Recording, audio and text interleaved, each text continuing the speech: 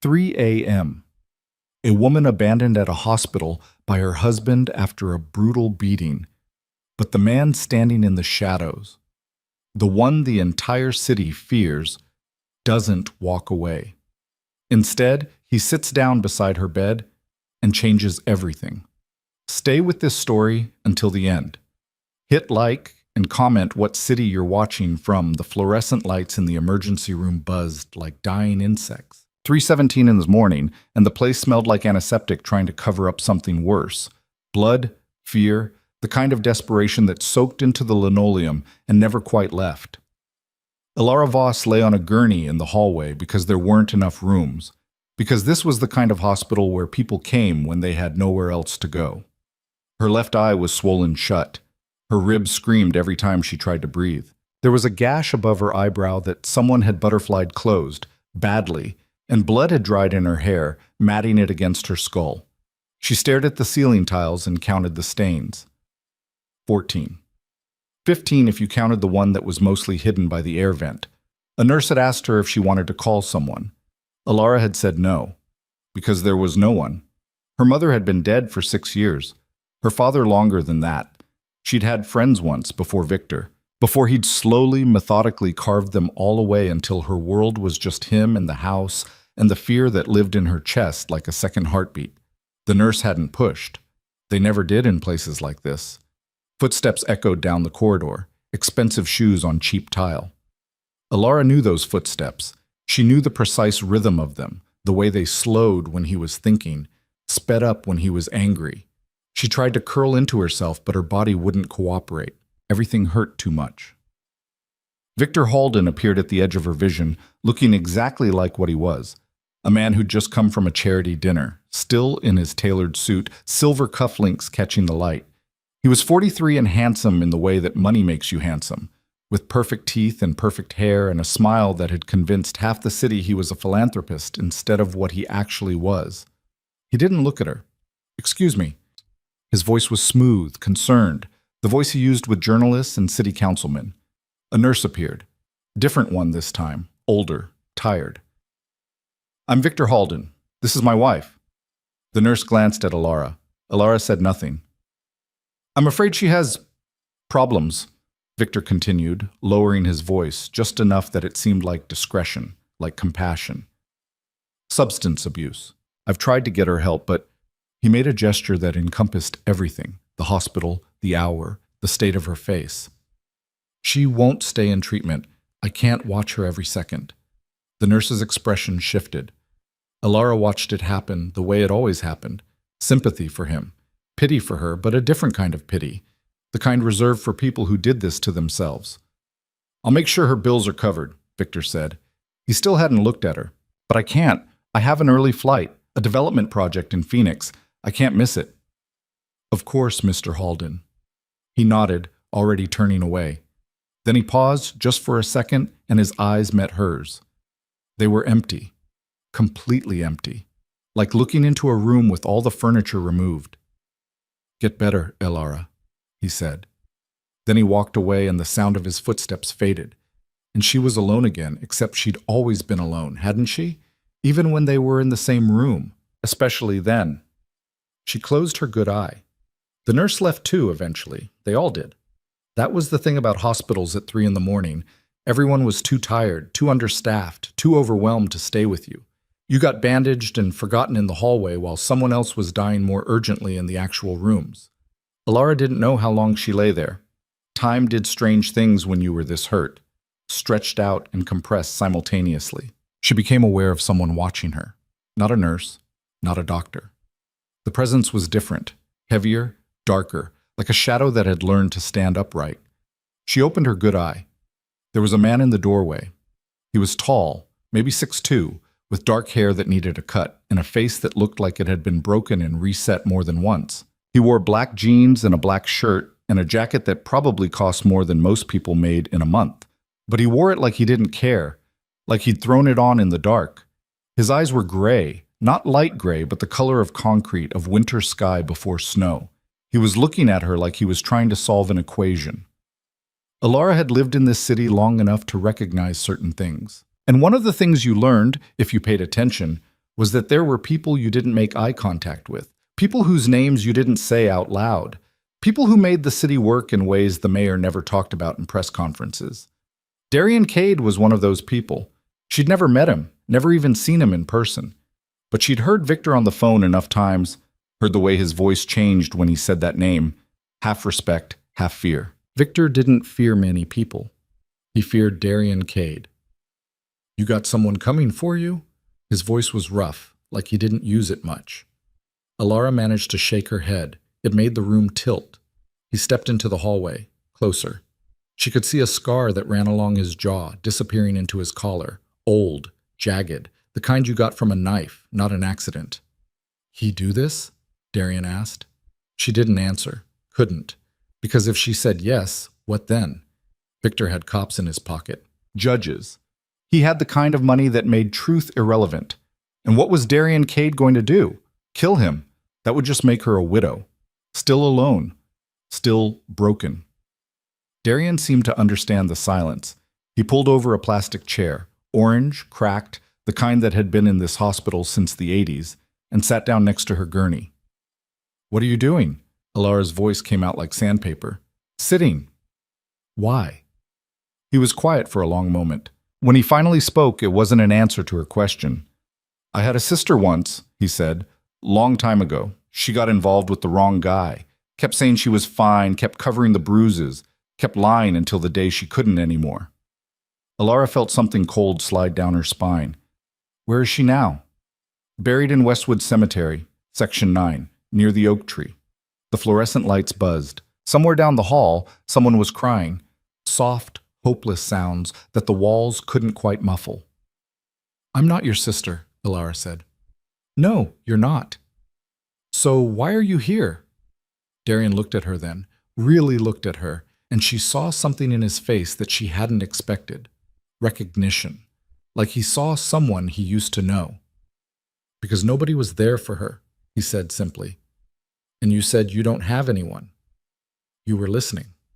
Hallway's quiet.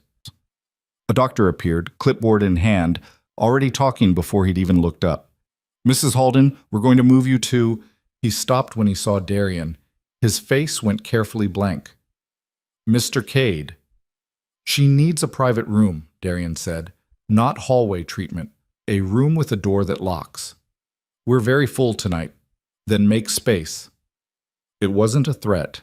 Not exactly. But the doctor's pen stopped moving on the clipboard. "Of course, I'll arrange something." He disappeared quickly. Alara stared at Darian. "I can't pay for a private room." "I didn't ask you to." "Why would you—" "Your husband owns half the buildings on the east side," Darian said, cutting her off. His voice was flat, factual. "Apartment complexes mostly. Bought them cheap, renovated them expensive. Charges rent that keeps people one paycheck from the street. 3 of his buildings had fires in the last 2 years. Everyone got out, but barely. Insurance paid him handsomely. He rebuilt, raised the rent." Alara's remaining functional eye widened. "One of those fires killed a maintenance worker," Darian continued. "Miguel Santos, 42, father of 3. He was checking a gas line when the building went up. Your husband sent flowers to the funeral. Big arrangement, lilies and roses. Very tasteful." She felt sick. More sick than she already was. "You think he, I don't think, I know. But knowing and proving are different things." A nurse appeared. The older one from before, but her attitude had completely changed. She was gentle now, almost nervous, as she checked Alara's IV. "Your room is ready, Mrs. Halden. We'll get you moved shortly." After she left, Alara turned her head, slowly because it hurt, to look at Darian again. "What do you want from me?" "Nothing." "Nobody does something for nothing." "Then I'm nobody." It was the kind of non-answer that should have made her angry, but she was too tired to be angry, too hurt, too empty. "He'll find out you were here," she said quietly. "Victor finds out everything. Let him." "You don't understand. I understand exactly what he is." Darian's voice was still flat, but there was something underneath it now, something sharp. "And he understands what I am. That's why he won't come back here tonight." They moved her 20 minutes later. The room was on the third floor, clean, with actual walls and a window that looked out over the parking lot. There was a chair that folded out into a bed, and after the nurses left, Darian sank into it like he planned to stay. "You should go home," Elara said. "Don't have one of those." "Everyone has a home." "I have places I sleep. That's different." She wanted to argue, but exhaustion was pulling at her like hands dragging her underwater. The pain medication they'd given her was kicking in, making everything soft and distant. "He framed people," she heard herself say. Words spilling out in the dark. For his fires, for insurance fraud. "I saw documents once in his office. I wasn't supposed to be in there, but I was looking for aspirin, and the door was open. He had files, police reports, false witness statements. He plants evidence, pays people off, makes it look like someone else did it. Usually someone who can't fight back." Darian was very still. "You remember any names?" "Robert Keene, he's in prison now. 20 years for arson and fraud. But he didn't do it. Victor did. Victor always does." "How do you know?" "Because the fire happened the night Robert was in the hospital with his daughter. She had pneumonia. I saw the hospital bracelet later in Victor's desk. Visitor log, stamped and dated. He kept it like a trophy, like..." The room was quiet, except for the beep of machines, the hum of the hospital existing around them. "Why are you telling me this?" Darian asked. Elara's good eye was already closing. "Because maybe you'll do something about it. Or maybe you won't. But at least someone else will know. At least I'll have said it out loud." She fell asleep before he could respond. When she woke, gray morning light was seeping through the window. Her whole body felt like it had been taken apart and put back together wrong. She tried to sit up and immediately regretted it. "Don't." Darian was still in the chair. He looked like he hadn't moved all night. "You stayed. Said I would." A nurse came in, young this time, professionally cheerful, and checked her vitals, asked her pain level on a scale of 1 to 10. Elara said 6, which was a lie. It was closer to 9. But she'd learned a long time ago that if you told the truth about pain, people thought you were drug-seeking. After the nurse left, Darian stood up, stretched. She heard his spine crack. "I need to make some calls," he said. "You'll be safe here. I've got people watching the floor." "What people?" "The kind who are good at watching." He moved toward the door, then stopped. "That name you mentioned, Robert Keene. I'm going to look into it." "Why?" "Because you're right. Someone should know." He left before she could ask anything else. Elara stared at the ceiling of her new room, counted the tiles. There were fewer stains here.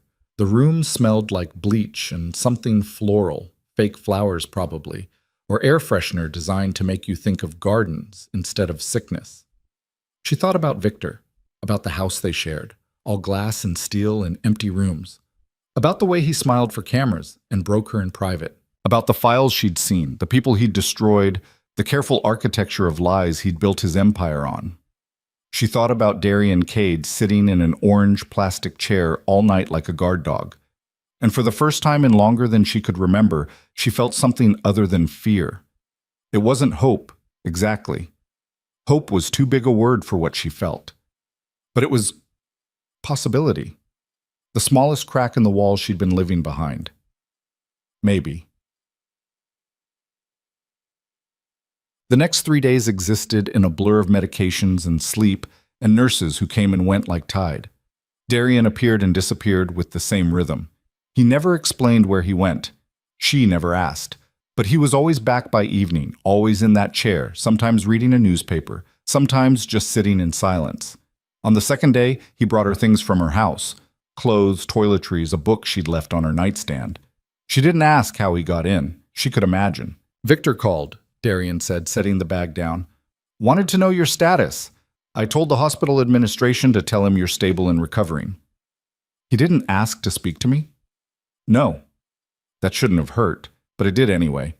On the third day, a woman appeared. She was maybe 50, with iron gray hair and the kind of face that had seen too much to be impressed by much anymore.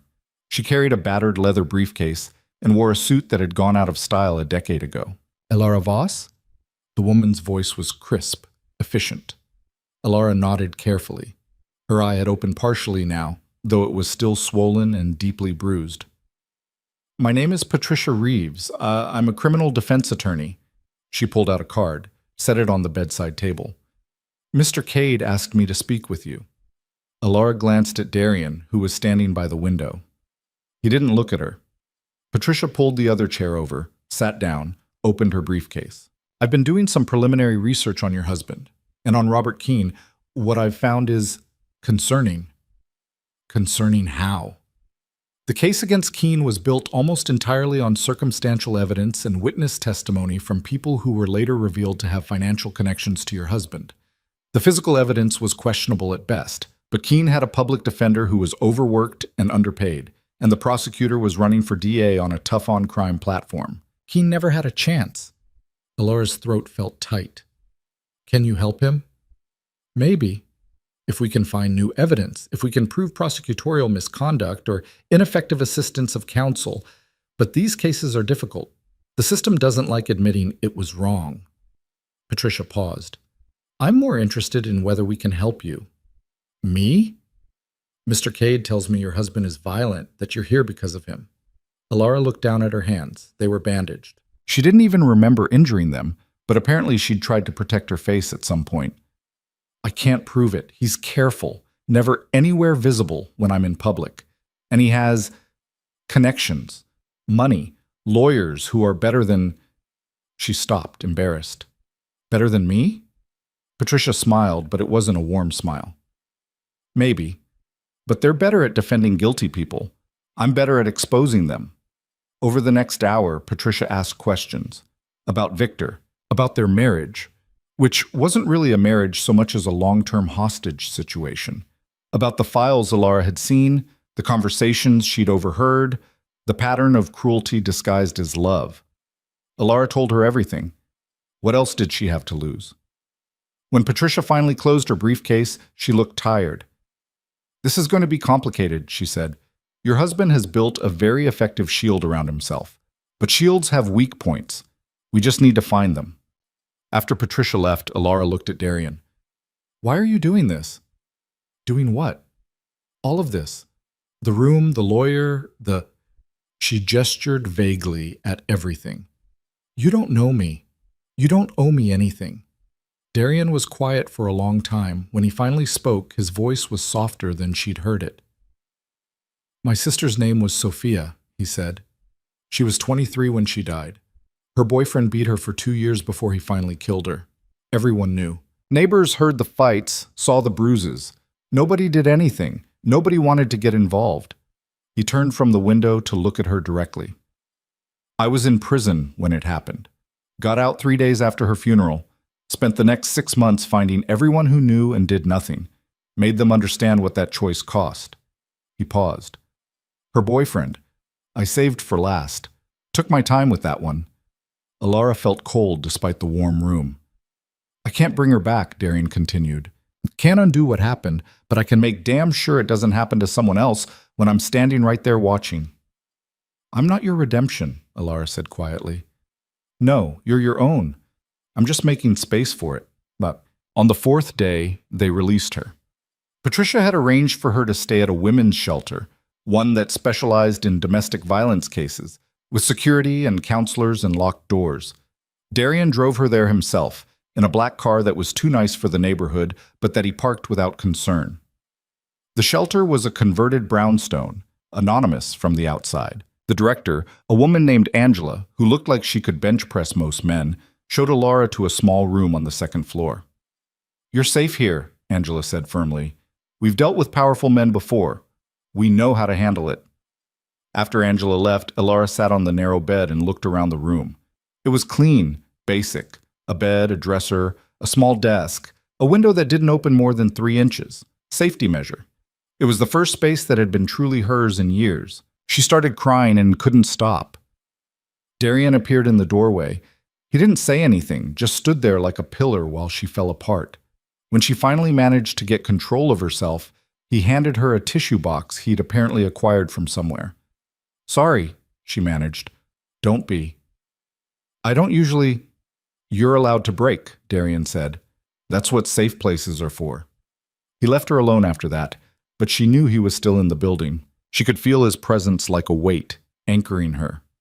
That night, lying in the narrow bed, listening to the sounds of the shelter around her, other women, other stories, other survival, Alara made a decision.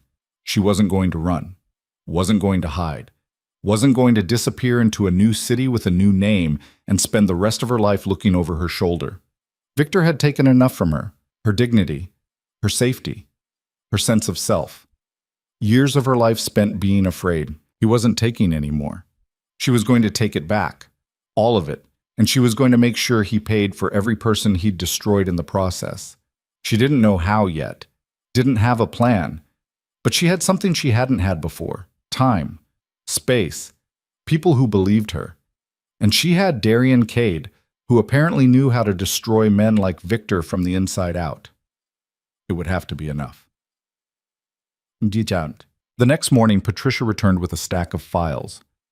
"I've been going through public records," she said, spreading papers across the shelter's common room table.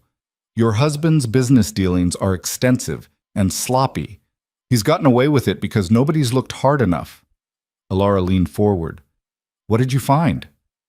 "Purchase agreements for buildings that later burned down. Insurance claims that were approved suspiciously fast. Contractors who suddenly disappeared right before they could testify in civil suits. And this," Patricia pulled out a financial document. "Money transfers, large amounts, to offshore accounts, all within days of major incidents. Can we use this?" "Some of it. But we need more. We need witnesses willing to talk. We need direct evidence linking him to the crimes." Patricia looked at her seriously. "And we need you to tell me everything you know. Every file you saw, every conversation you overheard, every detail, no matter how small." So Alara told her. She talked about the night she'd found the hospital bracelet in Victor's desk, about overhearing phone calls where he discussed solving problems in ways that made her stomach turn, about the time she'd seen him meeting with a city inspector in their garage, and the inspector had left with an envelope so thick it wouldn't fit in his jacket pocket. She talked about the documents she'd glimpsed, names and addresses and dates, about how Victor kept everything in a safe in his office, combination lock, hidden behind a painting of boats at sunset. She talked for hours. Patricia wrote everything down in careful handwriting, asked clarifying questions, pressed for details that Alara didn't think mattered, but apparently did. When they finally finished, it was late afternoon. Alara felt wrung out, exhausted in a way that had nothing to do with her healing injuries. "This is good," Patricia said, gathering her papers. "This is a start. But I need to warn you, even with all of this, it's going to be difficult. Your husband has resources. He has connections. He's going to fight. I know. He's going to come after you, try to discredit you, paint you as unstable, vindictive, a liar. I know that too." Patricia studied her for a moment. "You're stronger than you think you are." "I don't feel strong." "Strong people rarely do. That's how you know it's real." After Patricia left, Alara found Darian on the shelter's back porch.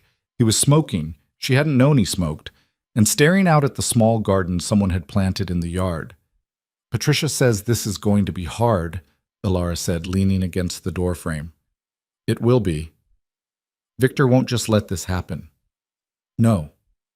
He'll fight dirty. He will." Alara stepped onto the porch. "You could walk away. This isn't your fight."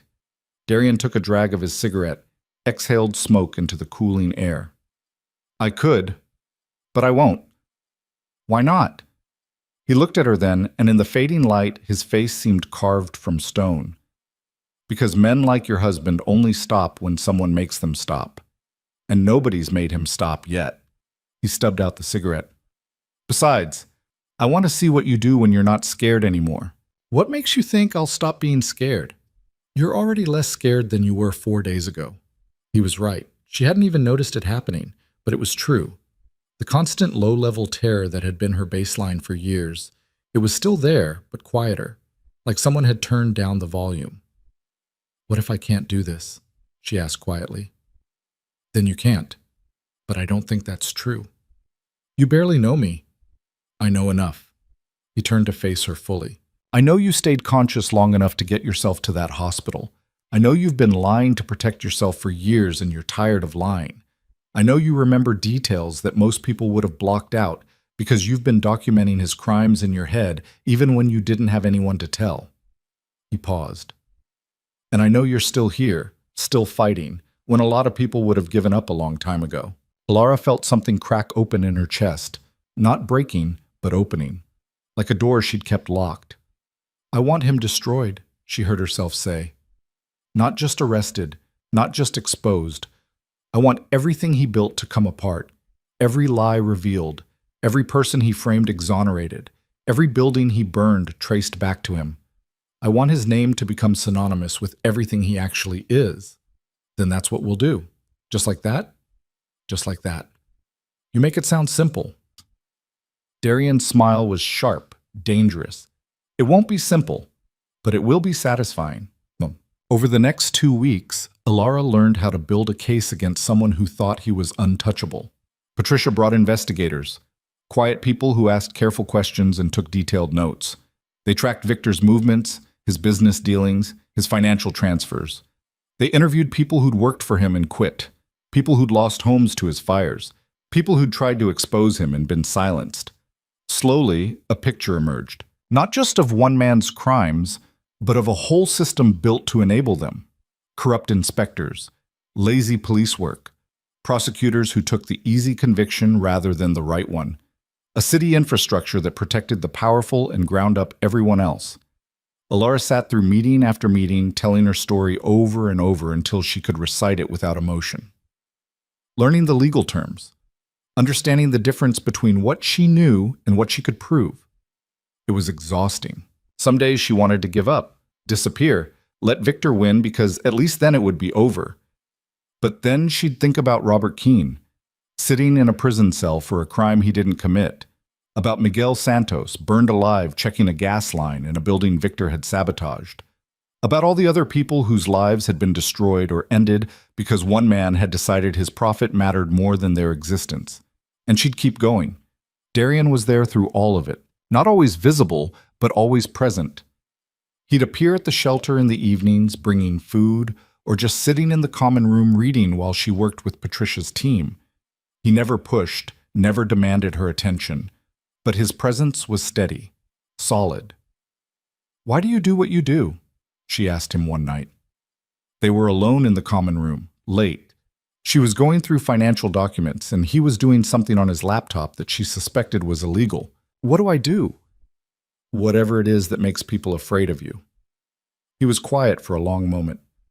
"I solve problems that can't be solved through legal channels." "By hurting people?" "Sometimes, when they've hurt others and won't stop." "Doesn't that make you like them?" "Maybe. Probably." He looked at her. "Does that bother you?" Alara considered it. A few weeks ago, the answer would have been yes. Now, "I think it should bother me more than it does," she said honestly. "You're discovering you're not as nice as you thought you were." "Is that what this is?" "Part of it. You're also discovering you're angrier than you thought, and anger properly directed is useful." She went back to the documents, but her mind was still on the conversation. "Your sister, did you—" She stopped, unsure how to ask. "Did I kill him? Her boyfriend?" "Yes." "No." Darian's voice was flat. "Wanted to, but he died in a car accident 3 days before I found him. Ran a red light, T-boned by a semi. Died instantly." He paused. "Sometimes I think about that, about how close I came to becoming a murderer over someone who was already dead. Would you have really done it?" "Yes." The certainty in his voice should have scared her. Instead, she felt something else, a kind of recognition. Because she understood that level of rage. She'd been living with it for years, just hadn't had permission to acknowledge it. "Victor used to tell me I was too soft," she said quietly, "that I cared too much about people who didn't matter, that I needed to be more realistic, more pragmatic. And now? Now I think he mistook kindness for weakness, and he's going to regret that." Darian smiled, a real smile this time, not the sharp, dangerous one. "There you are." "Where?" "The person you're going to be when this is over." Alara looked at him across the table, this man who'd walked into her life at its lowest point and refused to leave, this criminal with a code, This stranger who knew her better than people she'd known for years. "I don't know if I can do this," she admitted. "Yes, you do. You're already doing it." "What if I fail?" "Then you fail, but you won't." "How do you know?" "Because you're not doing this for you anymore. You're doing it for everyone he's destroyed." That's the kind of motivation that doesn't quit. He was right. Somewhere in the process of building this case, it had stopped being about her escape and started being about something larger: justice, truth, the kind of reckoning that men like Victor thought they were immune to. She was going to prove them wrong, all of them. 3 weeks after Alara left the hospital, Victor's lawyer sent papers to the shelter. Angela brought them to her room, face tight.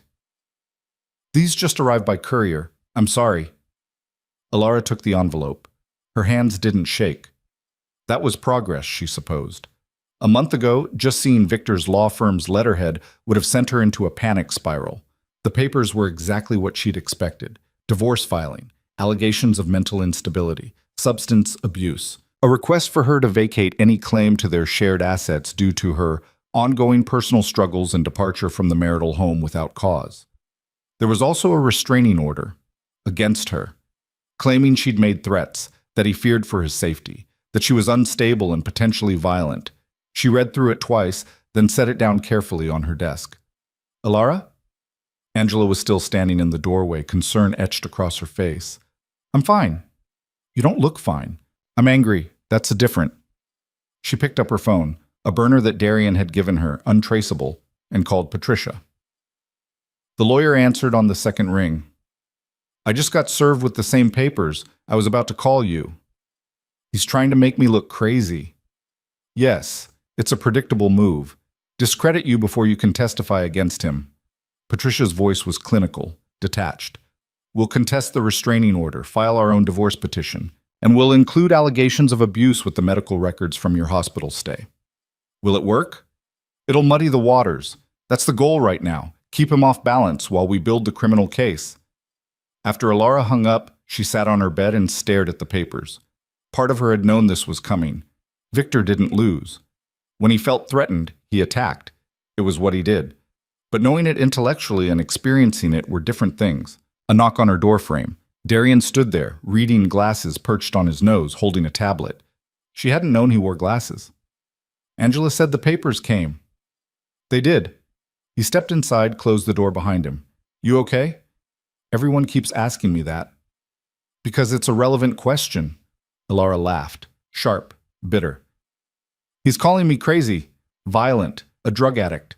He's taking everything we built together and claiming I have no right to any of it because I'm too unstable to be trusted." She looked up at Darian. "And the worst part?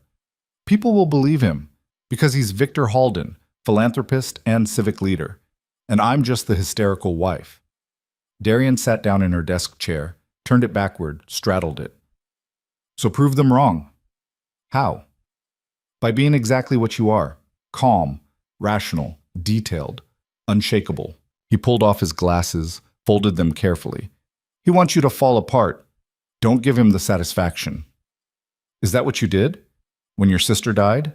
"No, I burned down half the neighborhood and spent 3 years in prison." He met her eyes.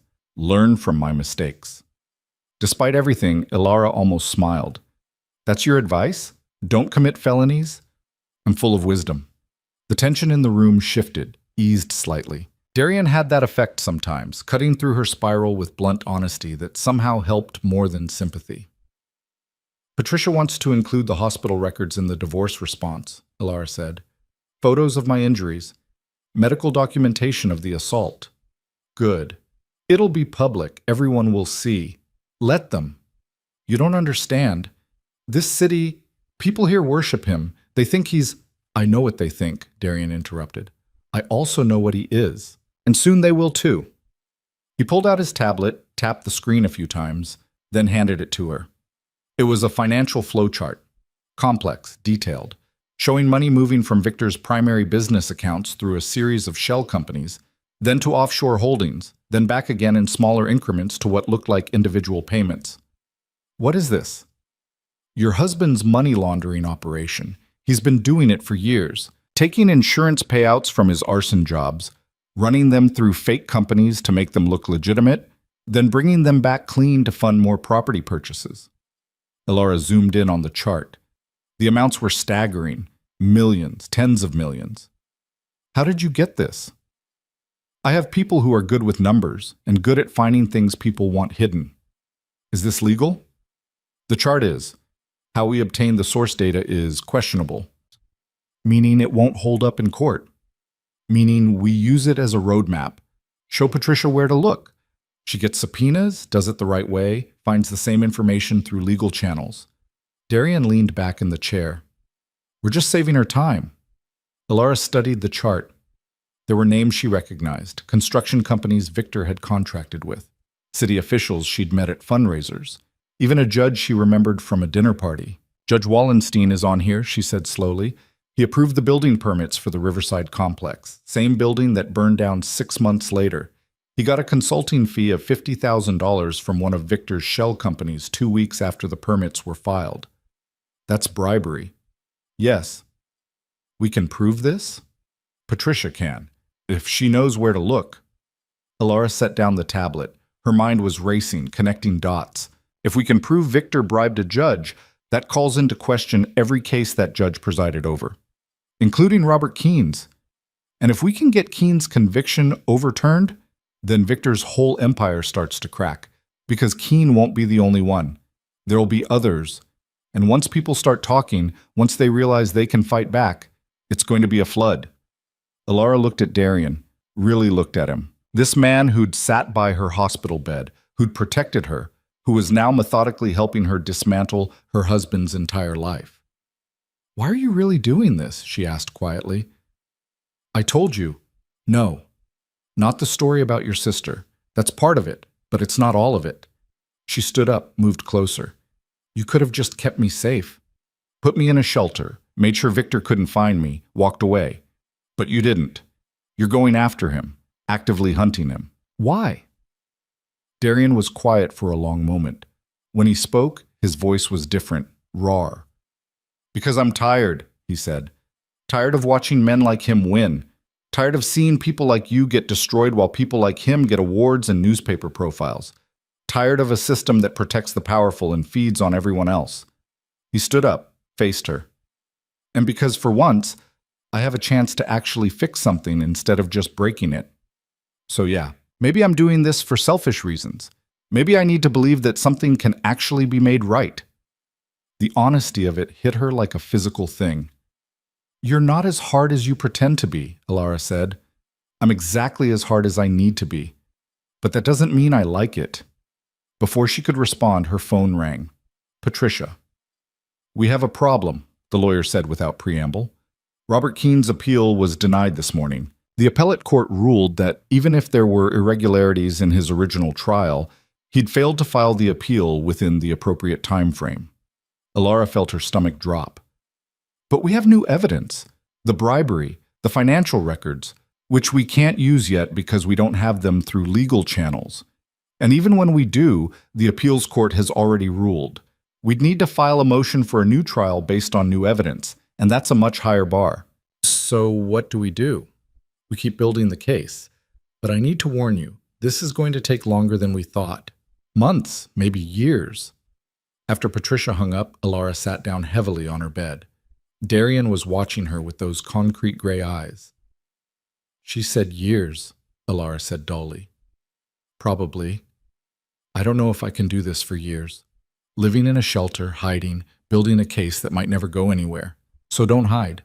She looked up at him. What? Stop hiding. Stop acting like you're the one who did something wrong. Darian moved to the window, looked out at the street below. Your husband filed for divorce. Fine. File back. Include the abuse allegations. Make him defend himself publicly. Make him hire expensive lawyers and go to depositions and explain himself under oath. He'll crush me. His lawyers will find out that you have very good lawyers of your own and that you're not alone anymore. He turned back to her. You want to take years building a perfect case? Or do you want to hit him now, hard, and make him bleed while we build it? Alara felt something ignite in her chest. Both. Good answer. That night she called Patricia back. File the divorce response, Alara said. Include everything. The hospital records, the photos, the abuse allegations, and I want to give a deposition, on record. Let him try to call me crazy when I'm sitting across from his lawyers, answering questions calmly and specifically. Patricia was quiet for a moment. Are you sure? Once we do this, there's no taking it back. This becomes public, your injuries, your story, all of it. I'm sure. Okay, I'll draft the response tomorrow. We'll schedule the deposition for next week. After hanging up, Alara felt something she hadn't felt in a long time. Not quite hope, not quite confidence, but something like determination, like standing on solid ground for the first time in years. The next morning, Angela found her in the common room early, drinking terrible shelter coffee and reviewing financial documents. You're up early, Angela said, pouring her own cup. Couldn't sleep. Nervous about the deposition? Terrified. Angela sat down across from her. Can I give you some advice? Please. I've been running this shelter for 15 years. I've seen hundreds of women come through here. The ones who make it, the ones who actually get out and stay out, they're not the ones who aren't afraid. They're the ones who do it anyway. That's what everyone keeps telling me. Because it's true. Angela wrapped her hands around her coffee mug. Your husband is going to try to make you small again. That's what men like him do. They can't stand the idea of someone they controlled becoming uncontrollable. But you're not small anymore, Alara. You haven't been for weeks. Don't let him convince you otherwise. The deposition was scheduled for the following Tuesday at Patricia's office.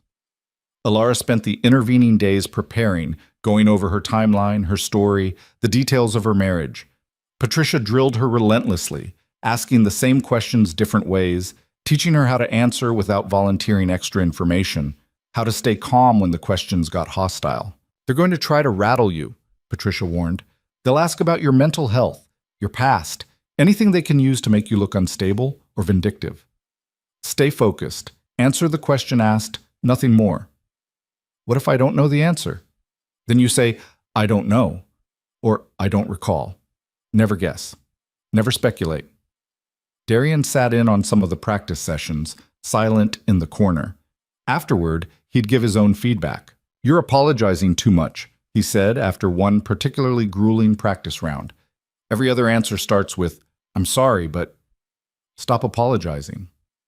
It's polite. It's weak. You're not sorry. You're stating facts. State them. It was harsh, but he was right. She was still carrying the habits of her marriage.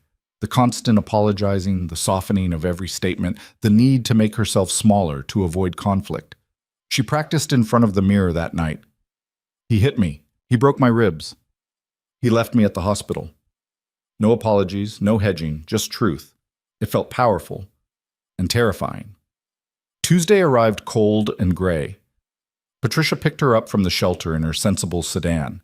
They drove in silence through morning traffic, downtown to the law offices of Brennan and Associates, Victor's attorneys. The building was all glass and steel, the kind of place designed to intimidate. The lobby had marble floors and a reception desk that probably cost more than most people's cars. Remember, Patricia said as they rode the elevator to the 14th floor, stay calm. Answer the question. Don't volunteer. I know. I know you know. I'm saying it anyway. The conference room was large and sterile. A long table, expensive chairs, windows overlooking the city. Victor's lawyer was already there, Marcus Brennan himself, 60-something with perfectly white hair and a suit that whispered old money. Two other lawyers flanked him. A court reporter sat at the end of the table, fingers poised over her stenography machine. And Victor was there. He sat at the far end of the table, perfectly composed in a navy suit, his expression neutral. He looked at her once when she entered, then looked away, like she was a stranger, like they hadn't been married for 6 years. Alara's heart hammered, but she kept her face blank, sat down in the chair Patricia indicated, folded her hands on the table. The court reporter swore her in. Brennan started gently, her full name, her age, where she grew up, when she married Victor. Simple questions designed to establish basic facts and get her comfortable. Then he shifted. Mrs. Halden, can you tell us about your substance abuse issues? Alara kept her voice level. I don't have substance abuse issues. Your husband has indicated that you struggle with alcohol dependency. My husband is lying. Brennan's eyebrows rose. That's quite an accusation. It's quite a lie. Patricia touched her arm lightly. A warning. Alara took a breath. I don't drink, she said more calmly. I haven't had alcohol in over 2 years. Why did you stop? Because my husband told me I was embarrassing him at social events. So I stopped drinking entirely to avoid giving him any reason to criticize me. Brennan made a note. But you were hospitalized 3 weeks ago with injuries consistent with intoxication, stumbling, impaired judgment. I was hospitalized with injuries consistent with being beaten. Specifically, I had 2 broken ribs, a concussion, facial contusions, and defensive wounds on my hands and arms. And how did you sustain those injuries? Alara looked directly at Victor. He was watching her now, his face still carefully neutral. My husband beat me, she said clearly. He came home angry about a business deal that had fallen through. I was in the kitchen. He grabbed me by the hair, threw me against the counter, and when I tried to protect myself, he kept hitting me until I couldn't stand up anymore. Then he drove me to the hospital and told the staff I was a drug addict, so no one would believe me if I told the truth. The silence in the room was heavy. Brennan recovered quickly. Do you have any proof of these allegations? Medical records documenting my injuries, photographs taken by the hospital staff, and the testimony of the ER doctor who treated me and noted that my injuries were inconsistent with a fall or accident. But no witnesses to the actual incident. It's hard to get witnesses when someone beats you in your own home. Mrs. Halden. Ms. Voss, Alara interrupted. I prefer to use my maiden name. Brennan's jaw tightened slightly. Ms. Voss, isn't it true that you left the marital home without informing your husband of your whereabouts? Yes. Why? Because I was afraid he'd kill me if I stayed. That's quite dramatic. It's quite true. The deposition went on for 3 hours. Brennan asked about her mental health. She answered that she'd seen a therapist briefly after her mother died, but had no history of psychiatric treatment. He asked about her finances. She explained that Victor controlled all their money, that she had no access to bank accounts or credit cards in her own name. He asked about her marriage. She detailed years of escalating control and violence, delivered in a calm, factual tone that seemed to unsettle him more than emotion would have. When they finally broke for lunch, Patricia pulled her into a small office down the hall. You're doing well, the lawyer said. Better than well. You're destroying their narrative. Victor hasn't said anything. He doesn't need to. That's what his lawyers are for. But I saw his face when you talked about the beating. He wasn't expecting you to be this composed. Alara leaned against the wall, suddenly exhausted. I feel like I'm going to throw up. You can, but wait until we're done.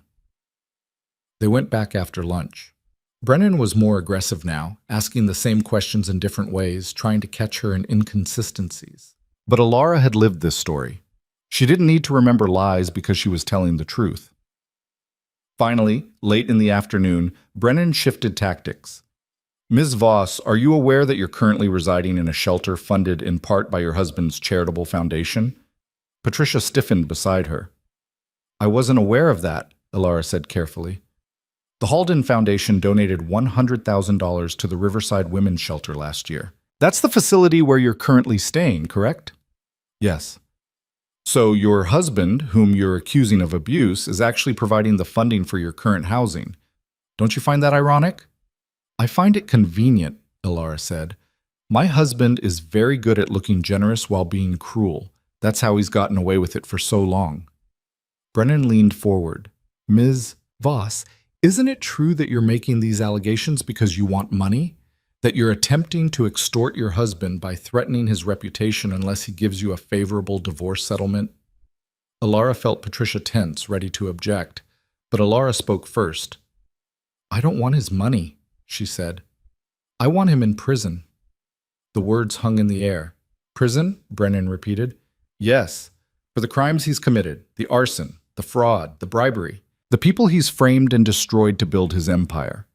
She looked directly at Victor again. I'm not here for a divorce settlement, Mr. Brennan. I'm here because I'm building a criminal case against my husband, and this deposition is just the beginning. Victor's careful neutrality finally cracked. His jaw tightened, his eyes went cold. Brennan recovered quickly. I think we're done here.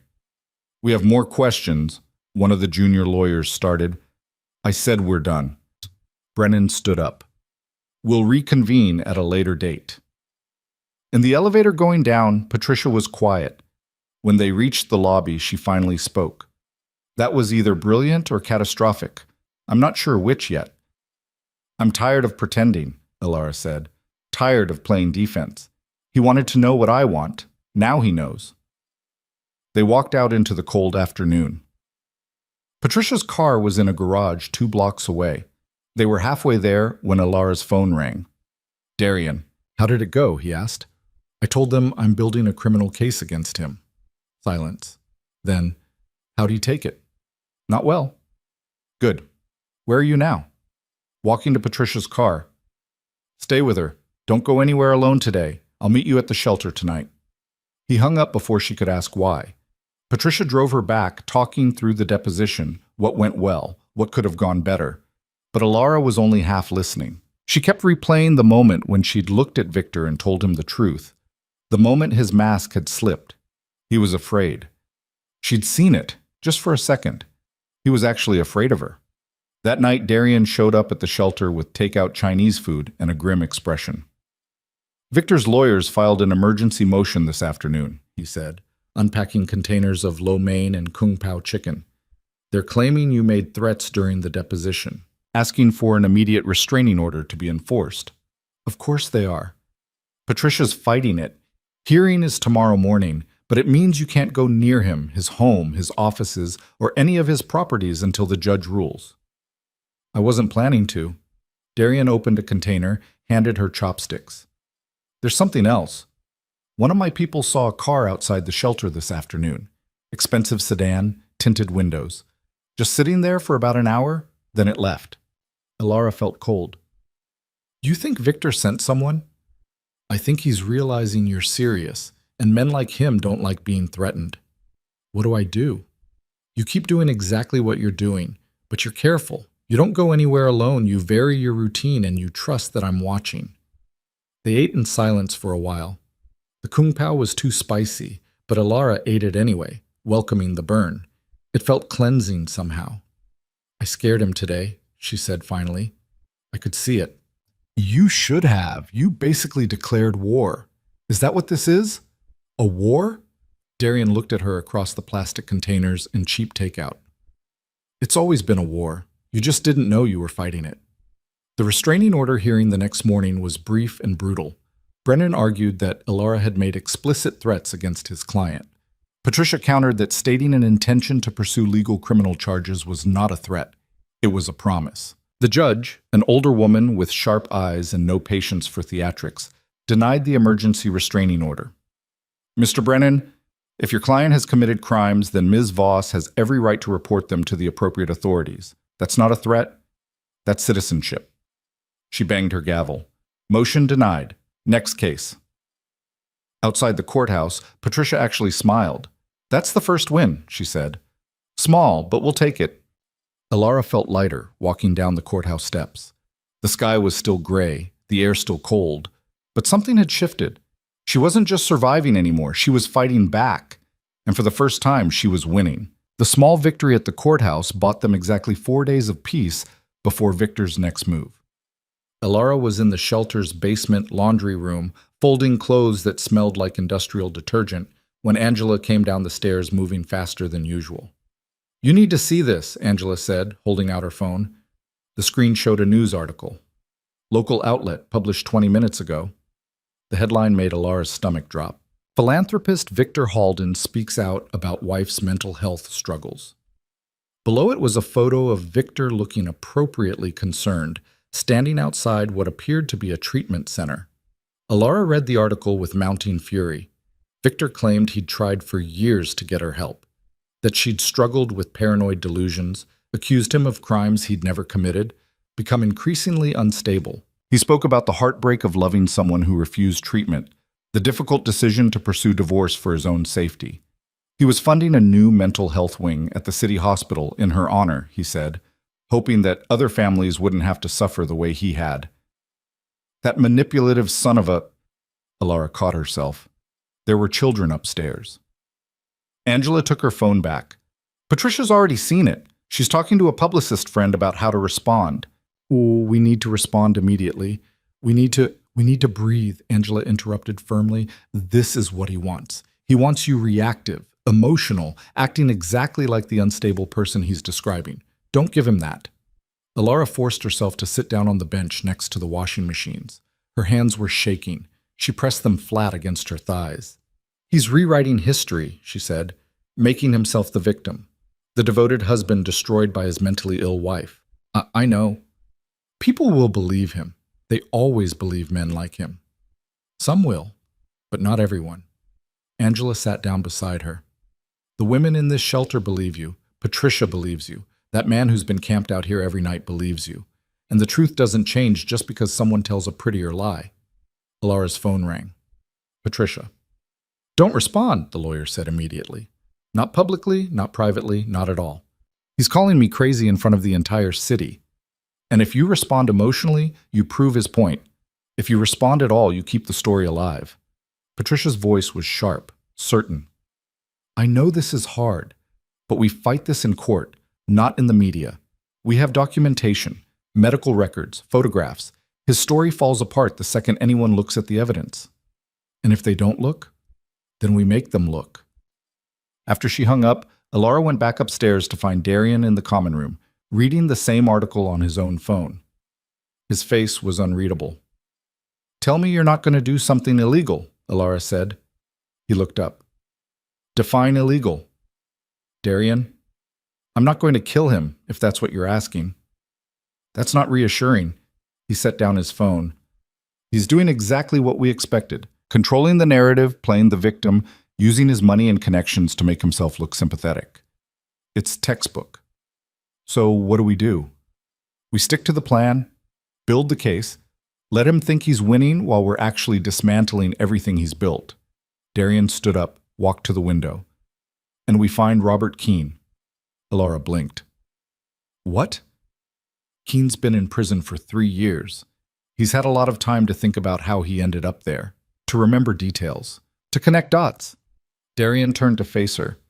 If we can get him to talk, if he can give us anything that ties Victor directly to the arson, he's in prison. We can't just walk in and interview him. Patricia can. She's a lawyer.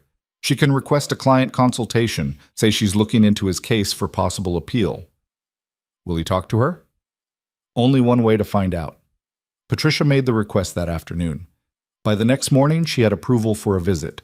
The prison was 2 hours north, a sprawling concrete complex surrounded by fences and guard towers that looked exactly like every prison movie Alara had ever seen. She rode up with Patricia and Darian. The lawyer drove, Darian sat in the passenger seat doing something on his laptop, and Alara watched the landscape change from city to suburbs to empty highway. You don't have to come in, Patricia said as they pulled into the visitor parking lot. In fact, it might be better if you don't. Keene doesn't know you, might be suspicious of too many people at once. I want to see him, Alara said. I want to look at someone Victor destroyed and tell him we're going to make it right. Patricia didn't argue.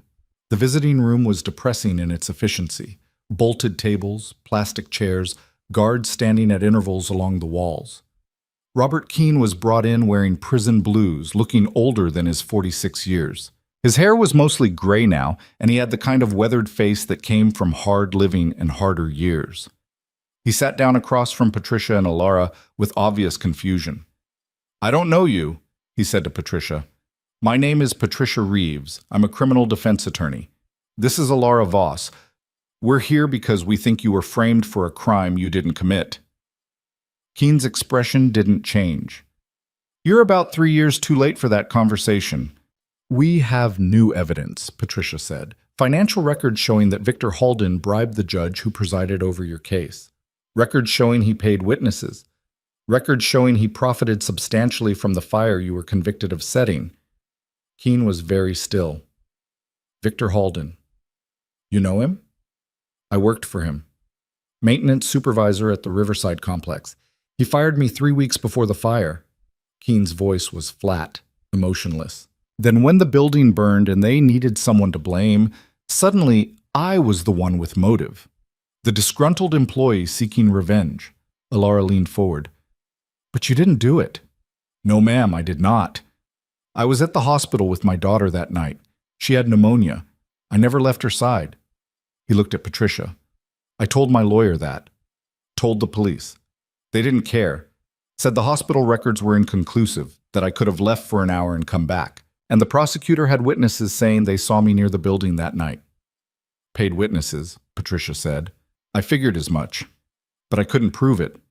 And my lawyer, public defender, overworked, underpaid, he tried, but he was drowning in cases. I was just one more. Keen's jaw tightened. So I took the plea deal, 20 years instead of life, because I was scared and they made it seem like the evidence was overwhelming, and I didn't know what else to do. We're going to get your conviction overturned, Alara said. Keen looked at her then, really looked at her. Why? Why now? Why do you care? Because Victor Halden is my husband, and he's destroyed too many lives. Yours is just one of them. She paused. And because I can do something about it now, so I am. There was a long silence. Then Keen laughed, short, bitter. His wife, Jesus, he must hate that. I'm counting on it. They talked for another hour. Keen walked them through everything he remembered about his time working for Victor, about the fire, about his trial. He gave them names of other maintenance workers who might have seen something. He described conversations he'd overheard, irregularities in building inspections, safety violations that Victor had ordered covered up. There was this one inspector, Keen said, came around monthly.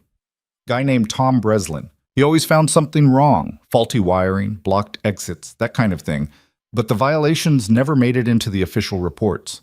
I asked him about it once, and he just said some things get handled quietly. Patricia wrote everything down in her careful script. If we can find Breslin, get him to testify, she started. He died, Keen interrupted. Car accident, maybe a year after I got locked up. Drove off a bridge late at night. They said he was drunk. Alara felt cold. Was he? Tom didn't drink. Everyone knew that. His dad was an alcoholic, beat his mother to death when Tom was a kid. He never touched the stuff. Darian spoke for the first time. Did anyone investigate it as suspicious? Not that I heard, but I was in here by then. Not exactly plugged into the news. When they finally left, Alara felt hollowed out.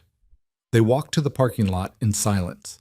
Patricia got in the driver's seat but didn't start the car immediately. Tom Breslin, she said.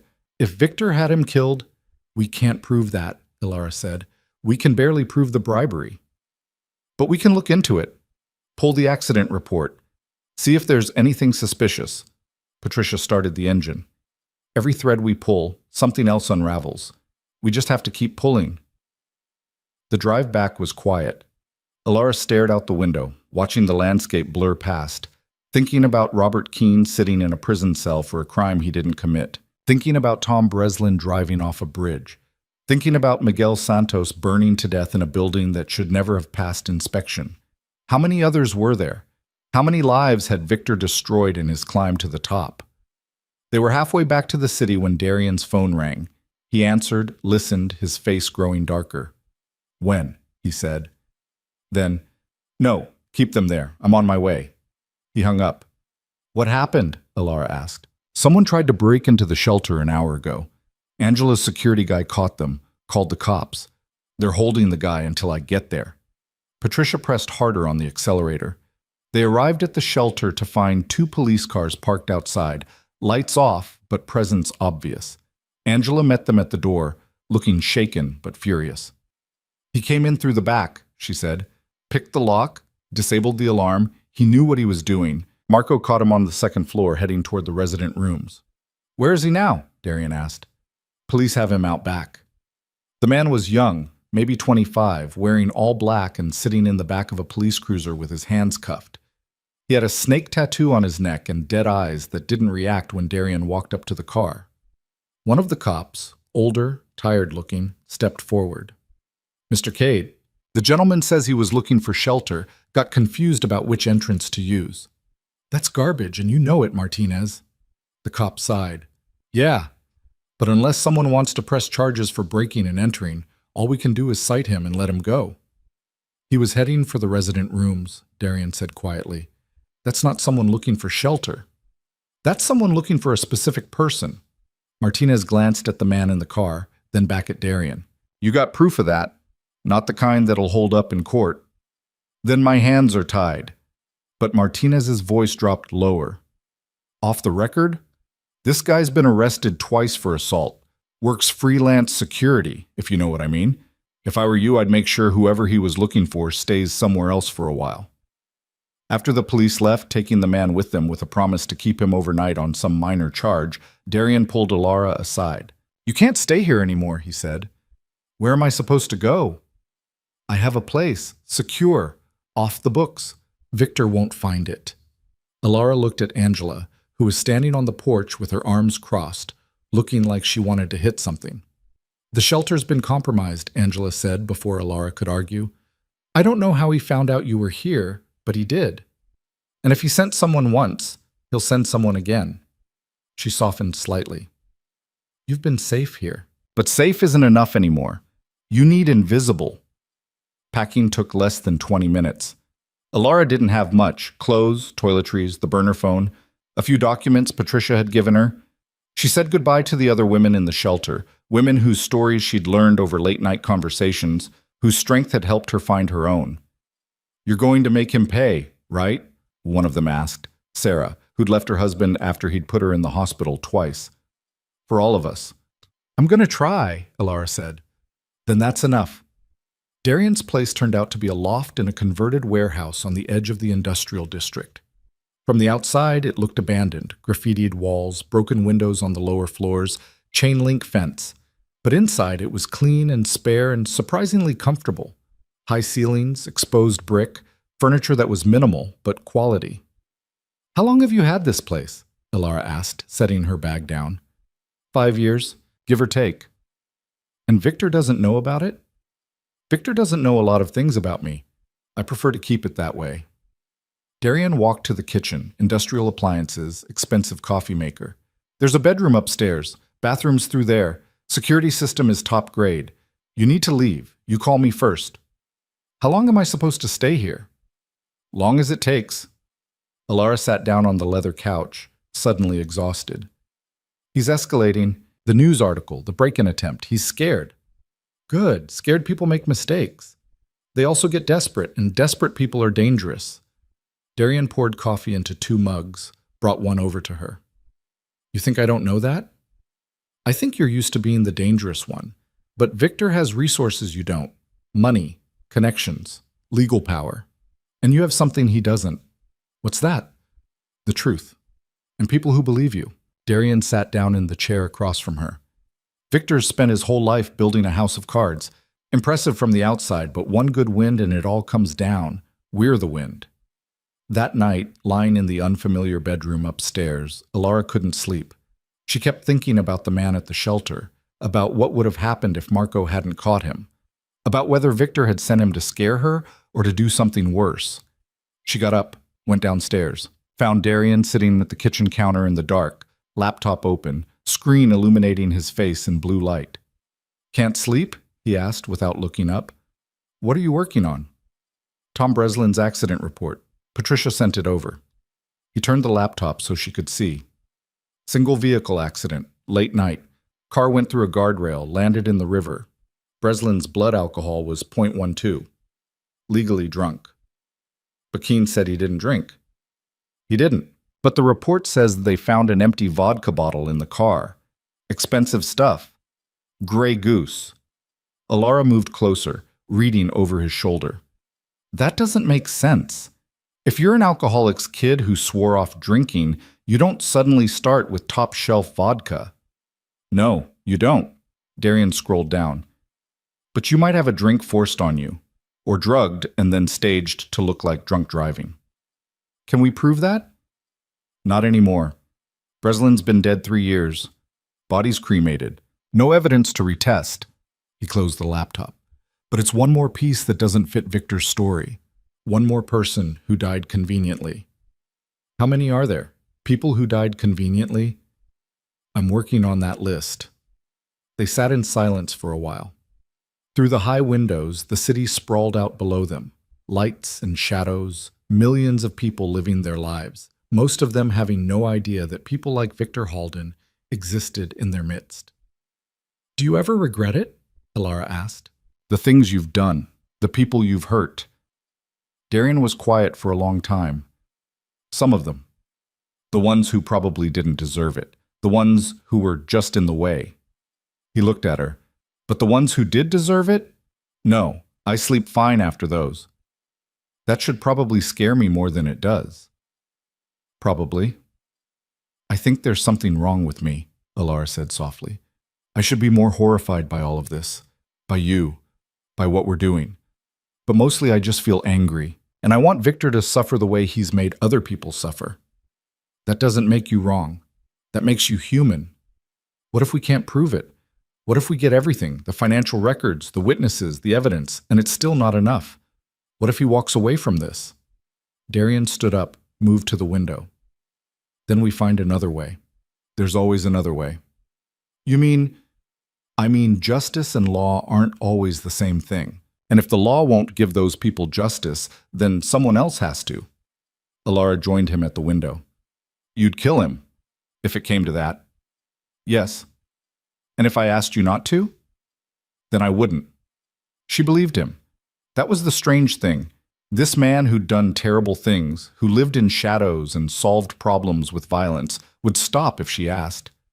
Would hand Victor over to a broken system that might not convict him, just because she said so. "I don't know if I would ask you not to," Alara admitted. "If we get to the end of this and he's still free, still destroying lives, I don't know if I'd stop you. You don't have to decide that now." "When do I have to decide?" "If we get there, you'll know." The next morning, Patricia called with news. She'd gotten subpoenas approved for Victor's financial records, the legitimate ones held by banks and accounting firms. It would take weeks to process everything, but it was a start. "We're also getting traction on the Breslin case," Patricia said. "I found his sister. She lives in Oregon now, but she's willing to talk.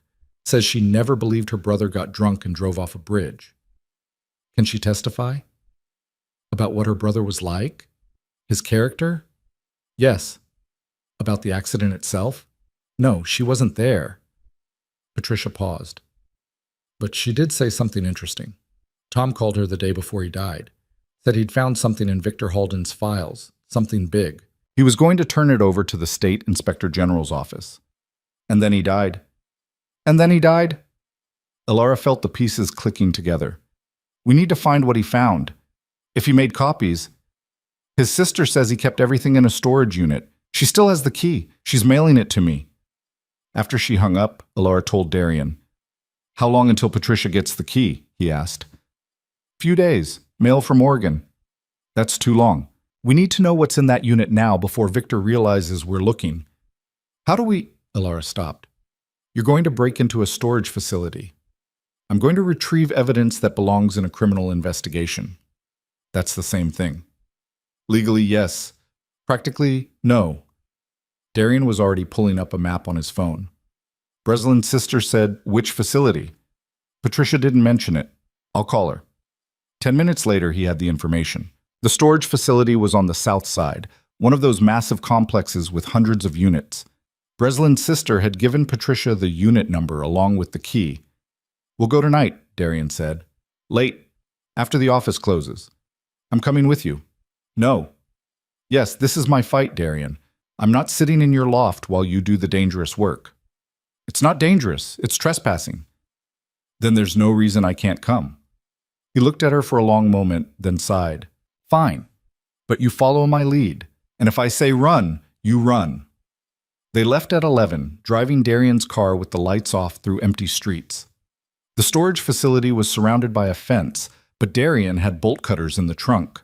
The lock on the gate took him less than 30 seconds. Inside, rows of identical garage-style units stretched into the darkness. Darian had a flashlight. He led them through the maze to Unit 247. This lock took longer. It was a heavy-duty padlock, and Darian had to use some kind of pick set Alara didn't want to think too hard about. Finally, it clicked open. Inside, the unit was packed with boxes, furniture, file cabinets. "Breslin kept everything," Darian muttered, shining his light around. They started searching. 20 minutes in, Alara found a file box labeled Riverside Complex Violations. "Darian," he came over. Inside were folders, each labeled with a date. She pulled out the most recent one. Inside were inspection reports, detailed documentation of code violations, photos of faulty wiring, corroded gas lines, blocked fire exits, and notations in the margins in what must have been Breslin's handwriting. Reported to management March 15th, no action taken. Follow-up April 2nd, violations still present. Received payment April 10th, $5,000 to overlook. He documented everything, Ilara breathed. Every violation he was paid to ignore. Every time Victor bribed him. Darian was photographing pages with his phone, working quickly. Keep looking. If there's more, Ilara found it in the next box. A ledger. Handwritten entries going back years. Names, dates, amounts, payments received, buildings inspected, violations found and buried, and at the bottom of the box, a USB drive. Take it all, Darian said. We'll sort through it somewhere secure. They loaded everything into Darian's car, 3 boxes total, the file cabinets too heavy and obvious to move. As they drove away, Ilara looked back at the storage facility. Tom Breslin was going to turn this over, she said. He was going to expose Victor. And Victor found out, had him killed, made it look like an accident.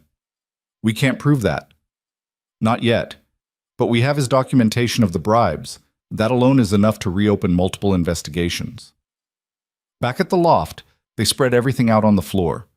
Ilara went through the files while Darian examined the USB drive on his laptop. It's encrypted, he said after a few minutes. But not well. Give me an hour. 40 minutes later, he had it open. Jesus, he said softly. Ilara looked over. The screen showed a spreadsheet. Hundreds of entries. Buildings, dates, amounts paid, violations found, violations reported. The violations reported column was almost entirely blank. How many buildings are on here? Ilara asked. Darian scrolled. 43. All owned by Victor or his shell companies. All inspected by Breslin. All paying him to look the other way. And Riverside, the one that burned? Darian searched, found it. 6 major violations, including a faulty gas line on the 3rd floor. Breslin noted he told Victor it needed immediate repair or the building should be evacuated. And Victor paid him $10,000 to report the building as code compliant. Ilara felt sick. Miguel Santos died because of that gas line. And Breslin knew he took the money anyway, then felt guilty enough to document everything. Too bad his guilt didn't kick in before someone died. Yeah. They worked until 3 in the morning, cataloging everything, cross-referencing with Patricia's existing evidence. When they finally stopped, Ilara's eyes hurt and her head was pounding. This is it, she said. This is what we needed. Proof that Victor knew about the violations. Proof he paid to hide them. Proof he's responsible for Santos's death. It's good, but we need to get it to Patricia the right way. Chain of custody matters. If we just hand this over, a good lawyer will argue it's inadmissible. So what do? We make it look like Patricia found it herself. Guide her to the storage unit. Let her get a warrant. Do it legal. Ilara looked at all the evidence spread across the floor. And in the meantime? In the meantime, we keep it safe. And we keep looking. For what? For whatever else Victor's hiding. Because men like him always have more secrets. Darian started carefully packing the files back into their boxes. And the more we find, the harder he falls. Patricia got the warrant 3 days later. Ilara watched from Darian's loft as the lawyer called with updates. First the judge's approval, then the drive to the storage facility with 2 investigators, then the careful documentation of everything inside Unit 247. It's all here, Patricia said, her voice tight with excitement. Everything Breslin documented. The violations, the payments, the whole operation. And it's admissible because we came by it legitimately. How long until you can file charges? Ilara asked. Weeks? Maybe months?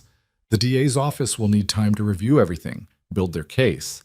But this is solid, Ilara. This is the kind of evidence that doesn't go away. After hanging up, Ilara found Darian on the roof. He'd shown her the access ladder the second day she'd been there. A metal staircase hidden behind a false wall that led to a flat roof space with a clear view of the city. He was smoking again, leaning against the ledge, watching the sunset over the downtown skyline. Patricia says we have him, Ilara said. On the building violations and bribery, that's not the same as arson, not the same as murder. It's enough to start an investigation, enough to make people look at him differently. Maybe. Darian took a drag, exhaled smoke. Or maybe his lawyers bury it in motions and delays for the next 5 years while he keeps destroying people. Ilara moved to stand beside him. You don't believe in the system. I believe the system works for people who can afford to make it work. Everyone else just gets processed. So why are we doing this the legal way? Why not just... She stopped. Just what? Kill him? Make him disappear? Darian looked at her. Because you need to be able to live with what happens next. And if we do this my way, you don't get to. Maybe I don't care about that anymore. You do. You just don't know it yet. Below them, the city was coming alive with evening lights. Ilara thought about all the people down there, living their lives, most of them good people just trying to get by. And then people like Victor, who fed on them, who built empires on their suffering and called it business. When this is over, she said quietly, what happens to you? What do you mean? I mean, you've spent weeks helping me, protecting me, building this case. But when it's done, when Victor's in prison or dead or whatever end we get to, what do you do? Darian was quiet for a long time. Same thing I've always done, I guess. Find problems. Solve them. Try not to think too hard about whether I'm making things better or just different. That's a lonely way to live. It's the only way I know. Ilara turned to face him fully. It doesn't have to be. Ilara, I'm not saying I have answers. I'm not even saying I know what I want when this is over. But I know I don't want to go back to being invisible, to being small. And I know that you're the first person in years who's seen me as anything other than Victor's wife. Darian stubbed out his cigarette. You're not thinking clearly. You're traumatized. You're angry. You're in survival mode. When this is done, when you've had time to process everything, you're going to realize you don't actually want anything to do with someone like me. Stop telling me what I'm going to feel. Someone has to, because you're not seeing straight right now. I'm seeing perfectly straight, maybe for the first time. Ilara stepped closer. You're a good person pretending to be bad, and I'm done pretending to be anything other than what I am. And what's that? Angry, vengeful. Someone who wants to watch her husband's world burn and doesn't feel guilty about it. She paused. Someone who understands why you do what you do, even if I wish you didn't have to. Darian looked at her like he was trying to solve a complicated equation. Then he shook his head. We should go inside. It's getting cold. He left before she could respond. Ilara stayed on the roof for a while longer, watching the city lights blur together, wondering if he was right. If this was just trauma and adrenaline and proximity, if she'd feel differently when the danger passed. She didn't think so. But maybe that was the trauma talking too. The next morning, Darian was gone when she woke up. There was coffee made and a note on the counter. Had to handle something, back by noon. Don't leave.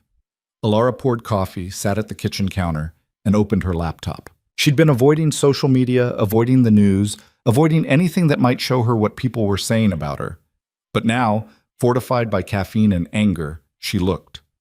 The results were about what she expected. The comments on Victor's interview were mostly supportive. People praising him for his compassion, for standing by his troubled wife for so long, for being brave enough to speak out about mental health. There were a few skeptics, people pointing out that abuse victims often get painted as crazy by their abusers. But they were drowned out by the tide of sympathy for Victor. She was about to close the browser when she saw a new article. Posted an hour ago, different outlet, smaller, less mainstream. Questions raised about Victor Halden's business practices. The article was short, careful. It mentioned the evidence found in Tom Breslin's storage unit, the inspection violations, the payments. It stopped short of accusing Victor of anything directly, but it raised enough questions to make people uncomfortable. The comments section was different here. People who'd lived in Victor's buildings, talking about shoddy maintenance and safety issues. Former employees mentioning sudden firings. A few people connecting dots between the fires and insurance payouts. It was a crack in the wall. Small, but visible. Ilara screenshotted the article, sent it to Patricia. The lawyer called immediately. Did you see who wrote it? No. Alara looked back at the byline. Casey Morrison, investigative reporter. Morrison's good, Patricia said. Thorough. If she's picking up the story, others will follow. This is how it starts. One reporter willing to ask questions, then the floodgates open. Or Victor's lawyers shut her down. They'll try. But the information about Breslin's files is public record now. It's part of the warrant. They can't bury it. After Patricia hung up, Alara read the article again. Then she read the comments. People angry about rent increases, about unsafe conditions, about buildings that burned down suspiciously. A chorus of voices that had been there all along, just waiting for permission to speak. Darian came back at 1, carrying bags of Thai food and looking tired. Where were you? Alara asked. Following up on something. He set the bags on the counter, started unpacking containers. Remember the guy who tried to break into the shelter? The one the cops let go? Yeah, I found out who hired him. Alara felt cold. Victor. Not directly. He's smarter than that. But the money came from one of his shell companies, paid to a security firm that the guy freelances for. They contract out for asset protection and recovery, meaning they break into places and hurt people. More or less. Darian opened a container of pad Thai. I had a conversation with the company's owner this morning. Explained that if anyone else showed up at the shelter or anywhere near you, I'd hold him personally responsible. What kind of conversation? The productive kind. Alara decided not to push. You think it'll work? For now. Victor will find another way eventually, but it buys us time. They ate in silence for a while. The food was good, spicy and hot and real, the kind of thing Alara hadn't been able to eat during her marriage because Victor didn't like Thai food, said it was too greasy. There's an article, she said finally, about the Breslin files. It's starting to spread. Good. Is it? Or is it just going to make Victor more desperate? Darian set down his chopsticks. He's already desperate. He sent someone to grab you from a women's shelter. He's running out of plays. So what's his next move? He'll try to discredit the evidence, claim Breslin was lying, that the files are fabricated, that he's being framed by enemies. Darian paused. Or he'll run. Leave the country, set up somewhere without extradition, live off the money he's already hidden. And we just let him go? No. But if he runs, it's an admission of guilt. Everyone will know. His reputation, his legacy, it all crumbles. Sometimes that's punishment enough. Alara thought about that. Victor, living in some expensive exile, surrounded by luxury but stripped of the respect and power he craved. It was something. But it wasn't justice. I want more than his reputation ruined, she said. I want him in prison. I want him to experience even a fraction of the powerlessness he's inflicted on other people. Then we keep pushing, keep building the case, keep making it impossible for him to hide. Darian stood up, started clearing containers. Patricia said the DA's office is reviewing everything. They're taking it seriously. Taking it seriously isn't the same as filing charges. It's a step. That's all we can ask for right now. That night, Alara couldn't sleep again. She lay in the unfamiliar bed, staring at the ceiling, thinking about everything that had led to this moment. The years of fear, the careful survival, the slow erosion of self until she'd almost forgotten who she was before Victor. She got up, went downstairs. Darian was at the kitchen counter again, laptop open. Do you ever sleep? She asked. Sometimes. What are you working on now? He turned the laptop. Miguel Santos's family. I found his widow, Rosa. She's living in a one-bedroom apartment in the South District with her 3 kids, working 2 jobs, still paying off Miguel's funeral expenses. Alara sat down beside him. On the screen was a GoFundMe page, raising money for the Santos family. It had collected maybe $3,000 total. Victor sent flowers to the funeral, Alara said softly. Expensive ones. Probably cost more than that entire fundraiser. He also paid Rosa $50,000, settlement to avoid a wrongful death lawsuit. She took it because she needed to feed her kids. But it wasn't enough. It's never enough. How do you put a price on someone's life? On a father who will never see his kids grow up? Darian closed the laptop. This is what I meant about the system. Rosa got $50,000 and a gag order. Victor got an insurance payout of $3 million. That's justice, according to the law. We're going to fix it, Elara said. We're going to make sure she knows the truth, that everyone knows. And if the truth doesn't change anything, if Victor still walks away, then I'll make sure Rosa gets every penny Victor has left when I'm done with the divorce. And I'll spend the rest of my life making sure people remember Miguel Santos's name and forget Victor Halden's. Darian looked at her with something like approval. You're getting better at this. At what? At being angry. At using it instead of letting it use you. 2 days later, Patricia called with news that changed everything. The DA's office is filing charges, she said. 3 counts of bribery, 2 counts of insurance fraud, and 1 count of criminally negligent homicide for Miguel Santos's death. Elara's hand tightened on the phone. When? Tomorrow. They're holding a press conference, and they want you there. Me? You're the one who started this. You're the one who brought forward the evidence that led to Breslin's files. The DA wants to make it clear this isn't just about one man's crimes. It's about standing up to powerful people who think they're above the law. Victor's lawyers will crucify me. Probably. But you'll be standing with the district attorney and the families of people he's hurt. That's optics money can't buy. Elara looked at Darian, who'd been listening to the call on speaker. He nodded. Okay, she said. I'll do it. The press conference was scheduled for 10 the next morning. Patricia picked her up at 9, bringing a navy suit that fit almost perfectly. You look professional, Patricia said, eyeing her critically. Competent, like someone who knows exactly what they're talking about. I feel like I'm going to throw up. Channel that into conviction. You're nervous because you care. That's good. That's human. The DA's office was downtown, all marble and flags and official seals. They were ushered into a conference room where the district attorney himself waited, Marcus Reeves, 50-something, and sharp, with the kind of presence that came from years of commanding courtrooms. Miss Voss, he said, shaking her hand firmly, thank you for your courage in bringing this forward. I haven't done anything yet. You've done more than you know. Most people in your position stay silent. He gestured to a seat. I want to be clear about what's going to happen. I'll announce the charges, outline the evidence, and explain that this investigation is ongoing. Then I'll introduce you as someone whose determination to seek truth led us to crucial evidence. You don't have to say much, just that you're grateful justice is being pursued. That's it? That's it. Keep it simple. Keep it clean. Let the facts speak for themselves. Rosa Santos was there too, with her oldest son, a boy of maybe 14 who had his father's eyes. She looked exhausted and wary, wearing what was probably her best dress, gripping her son's hand. Mrs. Santos, Elara said, approaching her. I don't know if you remember me. You're Victor's wife, Rosa said. Her voice wasn't hostile, just tired. I saw you once, at a fundraiser. I'm sorry. For your husband. For everything. Rosa studied her for a long moment. They said you're the one who found the evidence. That proved Victor knew about the gas line. Someone else found it. I just helped make sure people paid attention. My Miguel, Rosa said softly. He was a good man, a good father.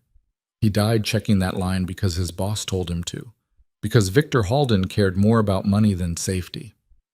I know, and I'm going to make sure everyone knows. Rosa's grip on her son's hand tightened. Will it bring him back? No, but it might stop it from happening to someone else's father. The press conference room was packed. Journalists, cameras, lights.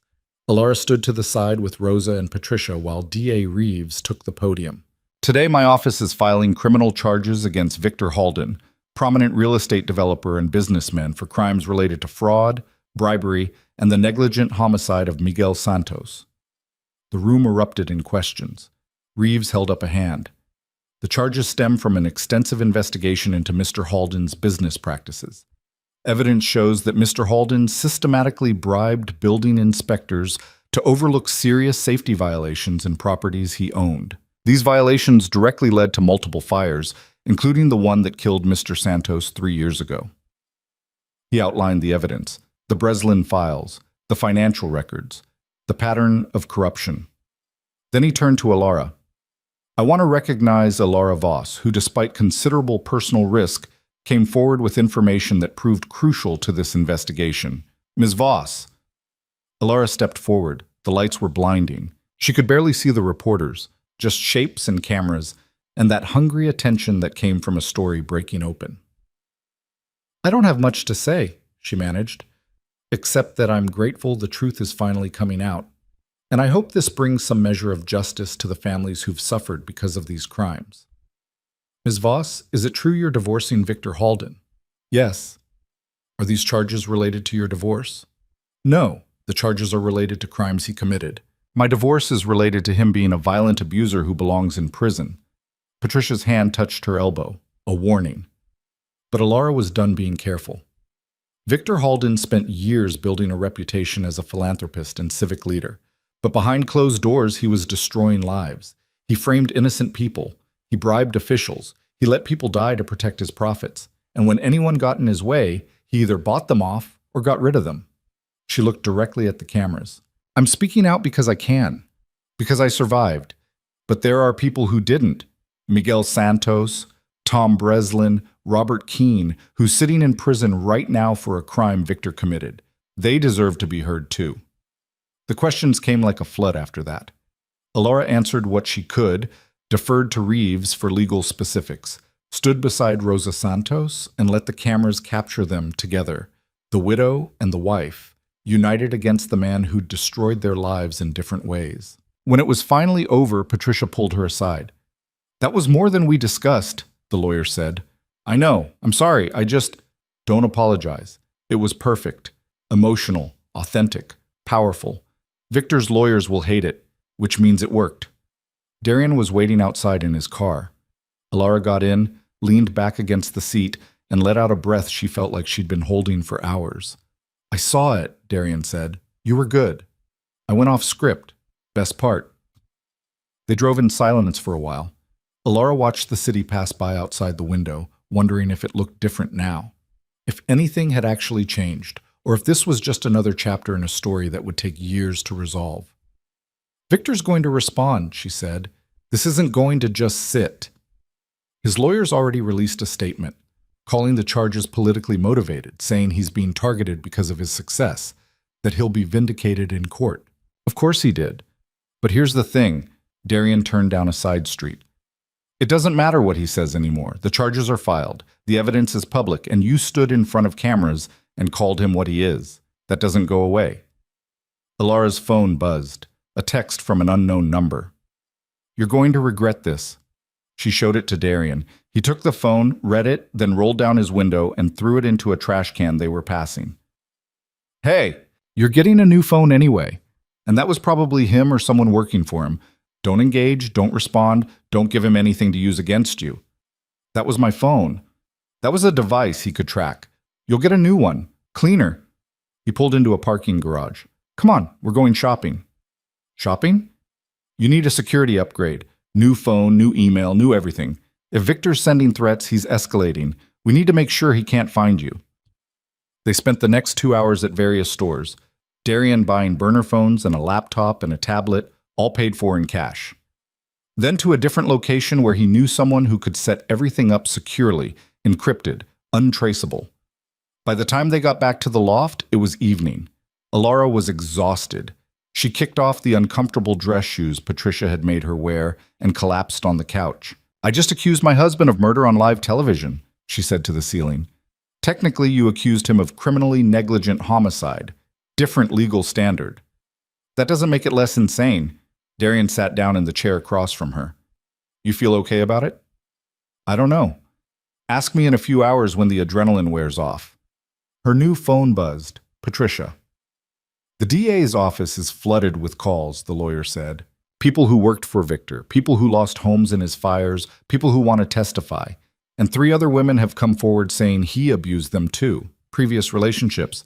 They saw you on TV and decided to speak up." Alara felt something crack open in her chest. 3 others. So far, there might be more. Patricia paused. This is what happens when someone finally breaks the silence. Everyone else realizes they can speak too. After hanging up, Alara told Darian, "You started something," he said quietly. "I just told the truth." That's all it takes sometimes. Someone willing to say out loud what everyone else is thinking. That night, lying in bed, Alara thought about those 3 women. wondered what they'd endured, how long they'd carried it, whether they'd ever thought they'd see justice. She thought about Rosa Santos standing in that press conference room, finally hearing someone acknowledge that her husband's death wasn't just an accident. She thought about Robert Keene sitting in a prison cell, maybe watching the news, maybe daring to hope. And she thought about Victor, wherever he was, watching his carefully constructed world start to collapse. The truth was out now. Not all of it, not yet, but enough. Enough to make people question, enough to make them look closer, enough to start the kind of avalanche that couldn't be stopped once it started. Victor had built his empire on silence and fear and money, but none of those things could hold against the simple act of people telling the truth. Alara fell asleep thinking about that, about how powerful the truth could be when you finally stopped being afraid of it, when you finally stopped being afraid, period. The next 3 weeks moved like a freight train, fast, loud, unstoppable. The media picked up the story and ran with it. Every day brought new revelations. Former employees came forward with stories of intimidation and payoffs. Tenants from Victor's buildings described shoddy repairs and ignored complaints. The 3 women who'd reported abuse gave interviews, their stories hauntingly similar to Alara's. The charm that turned to control, the violence that escalated behind closed doors, the systematic isolation. Victor's legal team fought back hard. They held their own press conferences, calling the charges fabricated. They filed motions to dismiss, claiming prosecutorial overreach. They hired a PR firm that flooded social media with character witnesses praising Victor's generosity and civic contributions. But the evidence kept mounting. Patricia worked 18-hour days coordinating with the DA's office, filing motions for Robert Keene's release, building the civil case against Victor's assets. The judge in the divorce case had frozen all marital accounts pending the criminal investigation, which meant Victor couldn't move money around as freely as he was used to. Alara watched it all unfold from Darian's loft, sometimes feeling like a spectator in her own story. She gave depositions, reviewed documents, prepared for trial. But mostly she waited. Then, 4 weeks after the charges were filed, Patricia called with the news Alara had been hoping for. Robert Keene is being released, the lawyer said. The appellate court granted an emergency motion based on new evidence. He'll be out by the end of the week. Alara sat down heavily on Darian's couch. He's really getting out? He's really getting out. And the DA's office is reviewing all of Judge Wallenstein's cases from the past 5 years. If they find evidence of other bribes, other wrongful convictions, it's going to be a massacre. Good. There's something else. Patricia's voice changed, became more serious. Victor's gala is still scheduled for next month. The Civic Leader Award ceremony. His lawyers are pushing for it to go forward. They think if he shows up, accepts the award, acts like everything's normal, it'll help his image, make him look confident, innocent. That's insane. He's facing criminal charges, which is why it might work. Optics matter. If he can convince people this is all a witch hunt, that he's being persecuted for his success, some people will believe it. Patricia paused. Unless we make it impossible for them to believe it. What are you thinking? I'm thinking that gala is going to have cameras, media coverage, 500 influential people in one room, and I'm thinking we use it. Alara felt her pulse quicken. Use it how? We present the evidence, all of it, in a way that's undeniable, public, impossible to spin. Patricia's voice was sharp with focus. We show them exactly who Victor Halden is. That night, Alara sat with Darian on the loft's roof, watching the city lights flicker in the darkness. Patricia wants to ambush him at the gala, she said. I heard. You think it'll work? I think it's risky. Victor will have security. His lawyers will be there. If we make a move and it goes wrong, it could backfire spectacularly. But if it goes right? Darian looked at her. If it goes right, we destroy him in front of everyone who ever believed in him. We take away the one thing he values more than money, his reputation. How do we do it? We'd need access. Someone on the inside who can get us into the venue, into the AV system. We'd need the evidence compiled in a way that's immediate and undeniable. Video, audio, documents. And we'd need timing. Hit him at the moment of maximum exposure. When he's accepting the award. Exactly. Alara felt something fierce and hot unfold in her chest. Let's do it. Over the next 2 weeks, they planned. Patricia pulled together the evidence. video testimony from Rosa Santos, from the other abuse survivors, from former employees. Audio recordings of Victor's phone calls that Ilara had secretly made during the marriage, saved on a hidden cloud account she'd created in a moment of desperate foresight. Financial documents showing the money trail from the fires to Victor's accounts. Photos of the burned buildings, the code violations. Miguel Santos's funeral. Darian handled the technical side. He had contacts, people who worked in event production, who knew the convention center where the gala was being held. One of them owed him a favor. A big one, apparently, because he agreed to give them access to the venue's AV system the day of the event.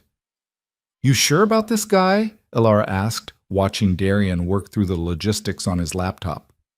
"As sure as I am about anything. He's good at what he does. And he hates men like Victor." "Why?" "His sister lost her apartment in one of Victor's fires. She and her kid ended up homeless for 6 months." Darian's voice was flat. "Some debts aren't about money." The night before the gala, Ilara couldn't sleep. She paced the loft, running through scenarios, imagining everything that could go wrong. Victor's security catching them, the AV system failing, the evidence not being compelling enough, Victor spinning it somehow, making himself the victim. Darian found her at 2 a.m, standing by the windows, arms wrapped around herself. "You're spiraling," he said. "I'm preparing." "You're catastrophizing. There's a difference." "What if it doesn't work? What if we do all this and people still believe him?" Darian moved to stand beside her. "Then we tried. And trying matters, even when it fails." "That's not good enough." "It's all we have." Ilara turned to look at him. In the dim light from the city below, his face was all shadows and angles. "Why did you really help me? And don't say it's because of your sister. That's part of it, but it's not all of it." He was quiet for a long moment. "Because I spent most of my life breaking things, solving problems with violence, making situations worse while telling myself I was making them better." He looked at her. "And then you showed up, broken and alone and absolutely determined to do this the right way, even though it would have been easier to just disappear.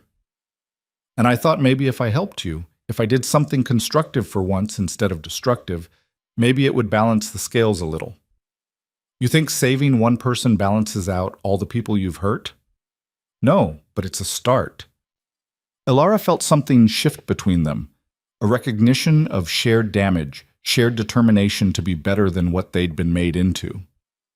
"When this is over," she said quietly, "I don't want to go back to being who I was before Victor, but I don't know who I'm supposed to be instead.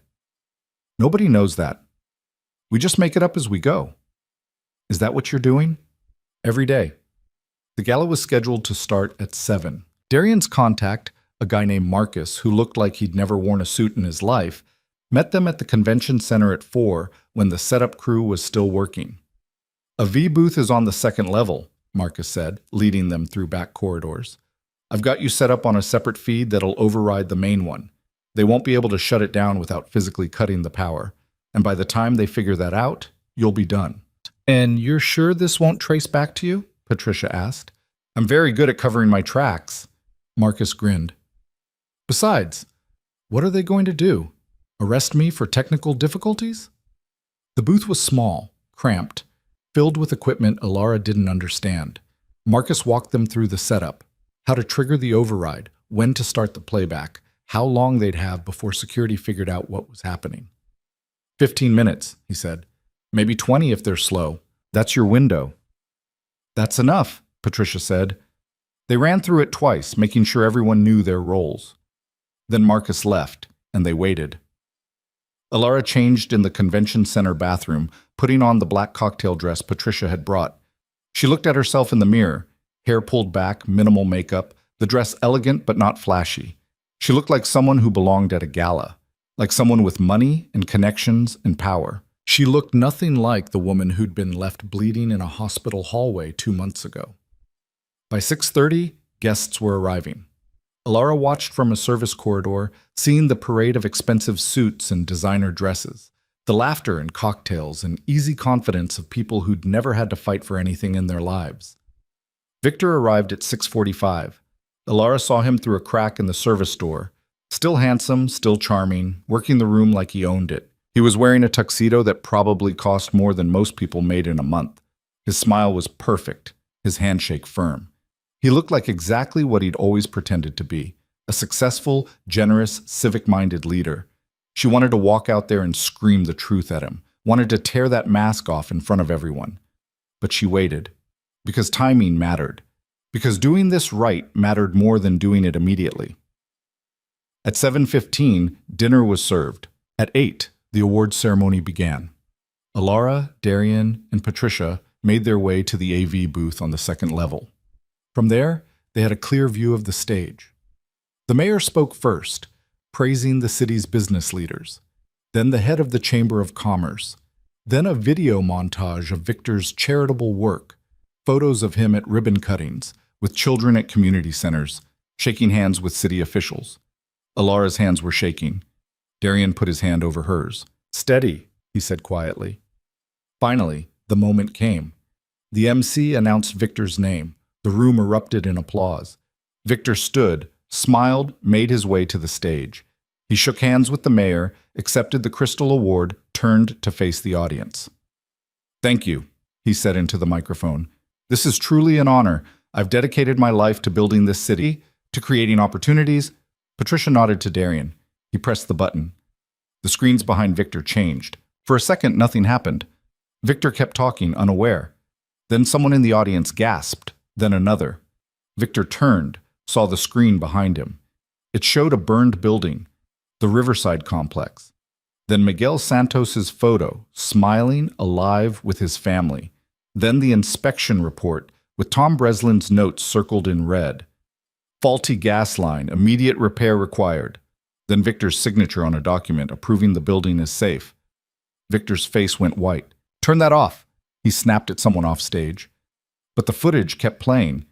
Now it showed Rosa Santos, sitting in her small apartment, speaking directly to the camera. "My husband died because Victor Halden cared more about money than safety. He knew that building was dangerous. He paid the inspector to hide it, and Miguel paid with his life." The room was silent except for Rosa's voice. Then the screen changed again. Financial records, money trails, shell companies, payments to inspectors, to witnesses, to judges, all leading back to Victor. "This is fabricated," Victor said into the microphone, his voice tight. "This is a political attack." The screen changed again. This time it was Alara. She'd recorded it yesterday, sitting in Patricia's office, speaking directly to the camera. "My name is Alara Voss. Victor Halden was my husband for 6 years. In that time, he isolated me, controlled me, and systematically destroyed my sense of self. He broke my ribs. He gave me a concussion. He left me at a hospital and told everyone I was a drug addict, so no one would believe me." On screen, Alara looked directly at the camera, at Victor. "But I'm not alone. There are 3 other women who've come forward with similar stories.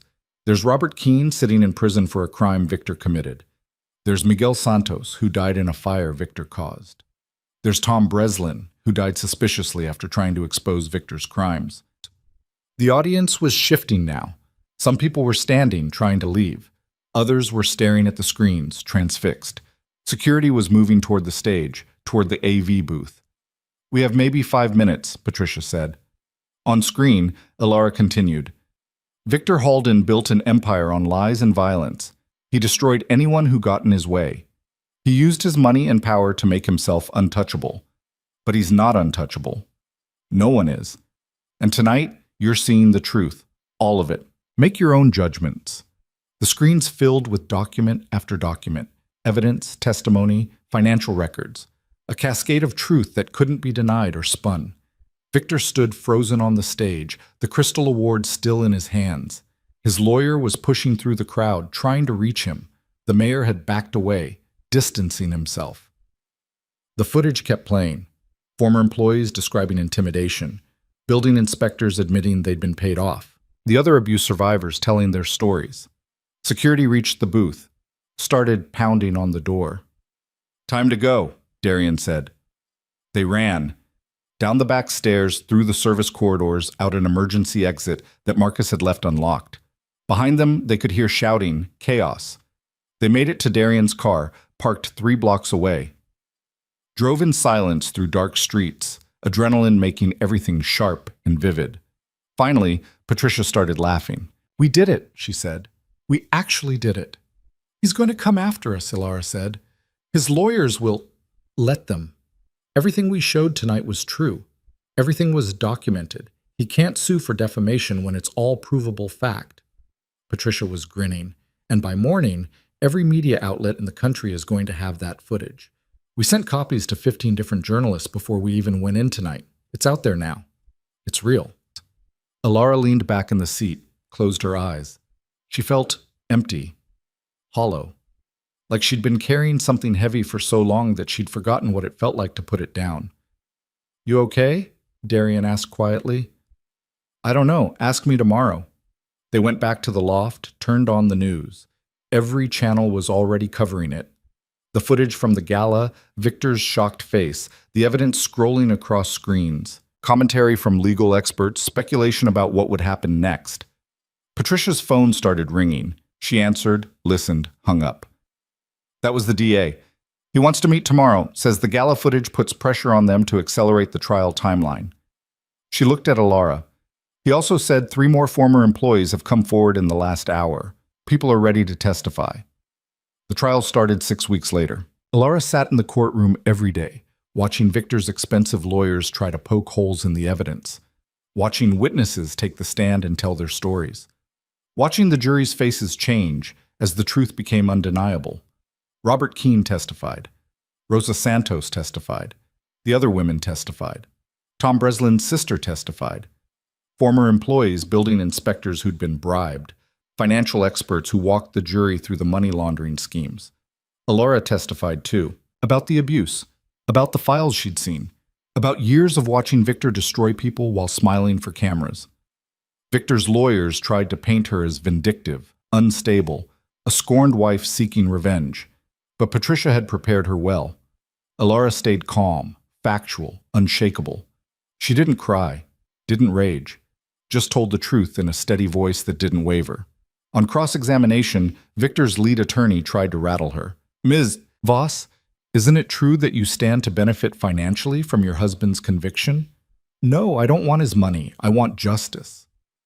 "You expect this jury to believe you are motivated purely by altruism?"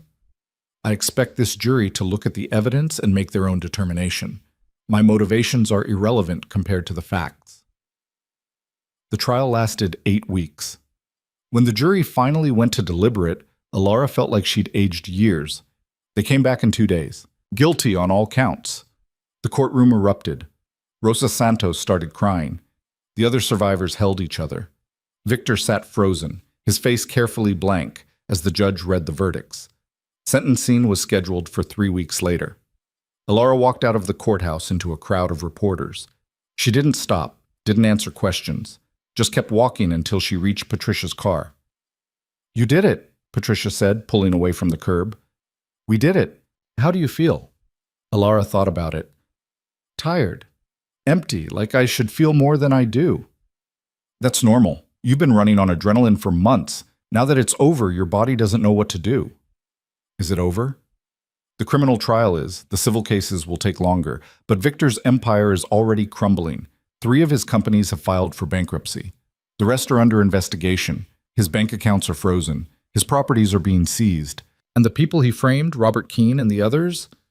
Keene's conviction was vacated last week. He's already filed a wrongful imprisonment lawsuit. The others are being reviewed. It'll take time, but they'll get their justice too." At sentencing, the judge gave Victor 35 years.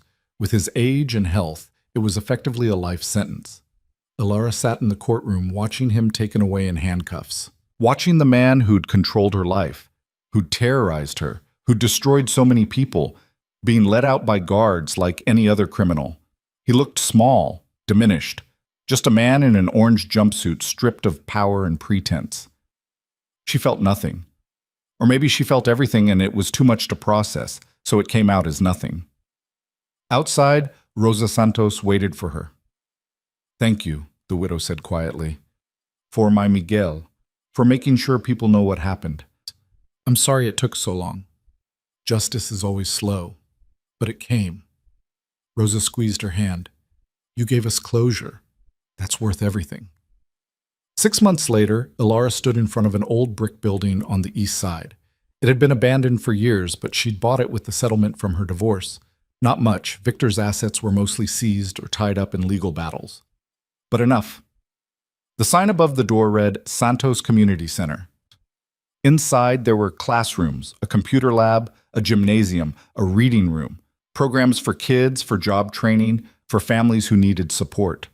It had taken months to renovate, to hire staff, to get everything ready.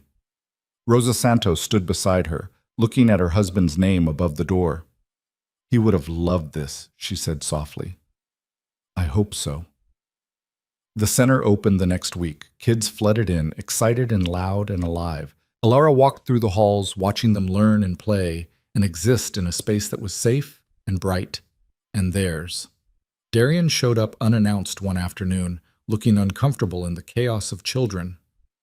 Nice place, he said. You're not here to check out the facilities. No, he paused. I'm leaving, heading west. Got some business to handle. Ilara felt something tighten in her chest. For how long? Don't know. Month. Maybe longer. You're running.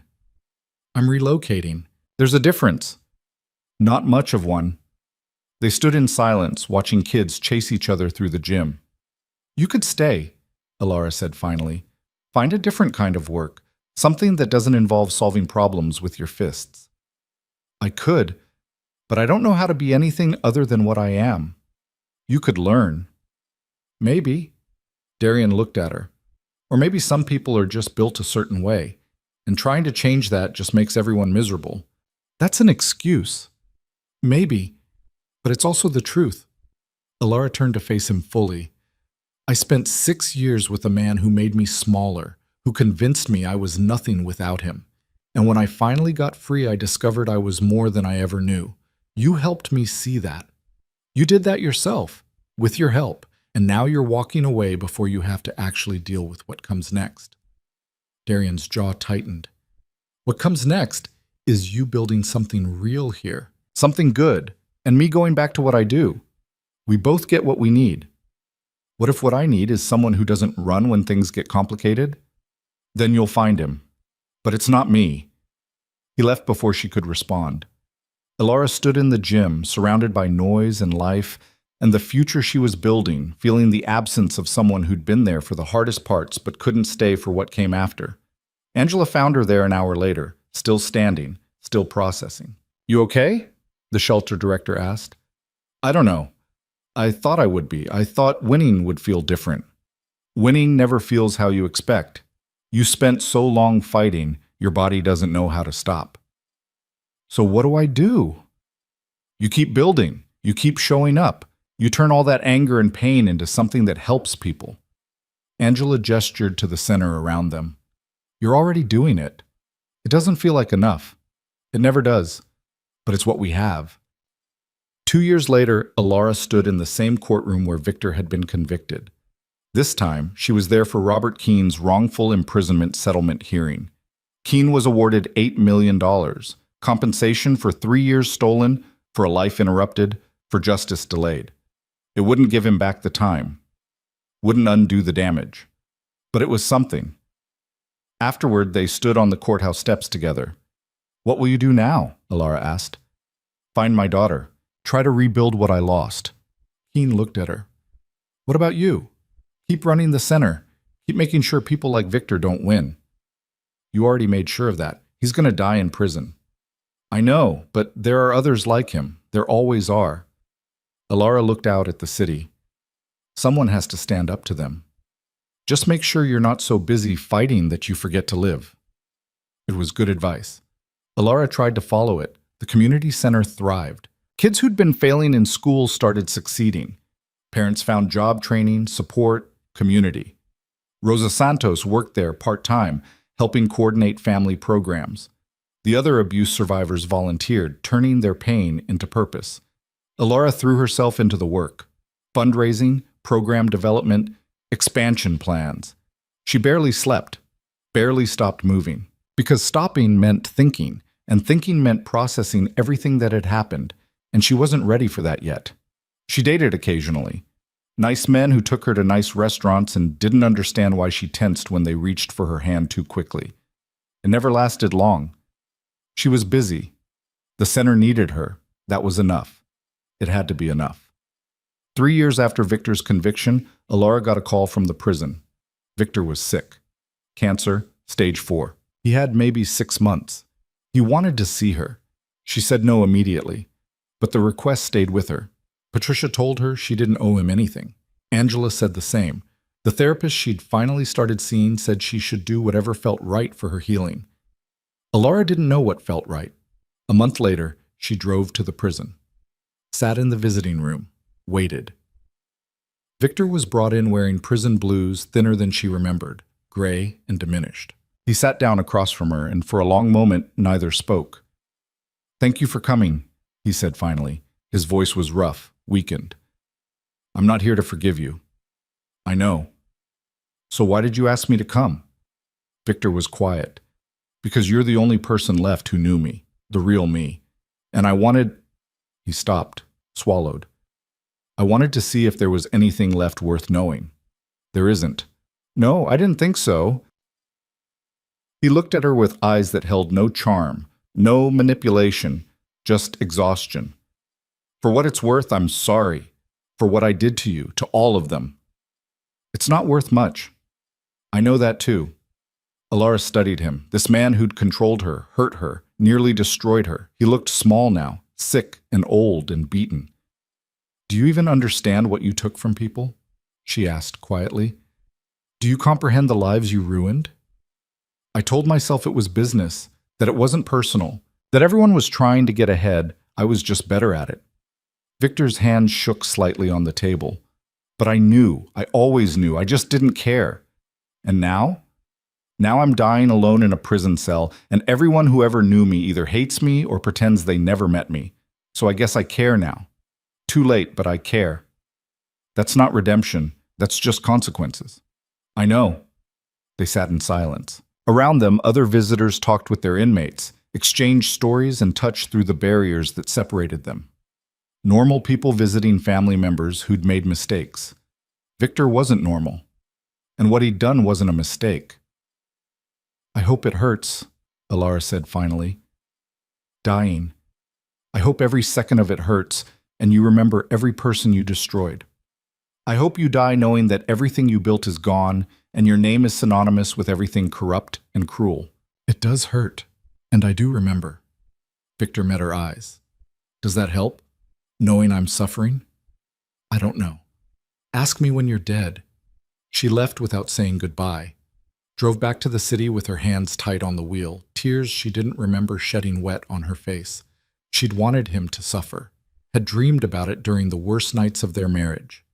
And now he was suffering, dying slowly in a cage, and it felt empty. Not satisfying, not cleansing, just empty. Victor died 4 months later, alone in a prison hospital. No funeral, no mourning. Just a death certificate and a burial in the prison cemetery where inmates without families ended up. Alara didn't go, didn't mark it in any way, but she expanded the community center, adding a wing dedicated to legal advocacy for abuse survivors.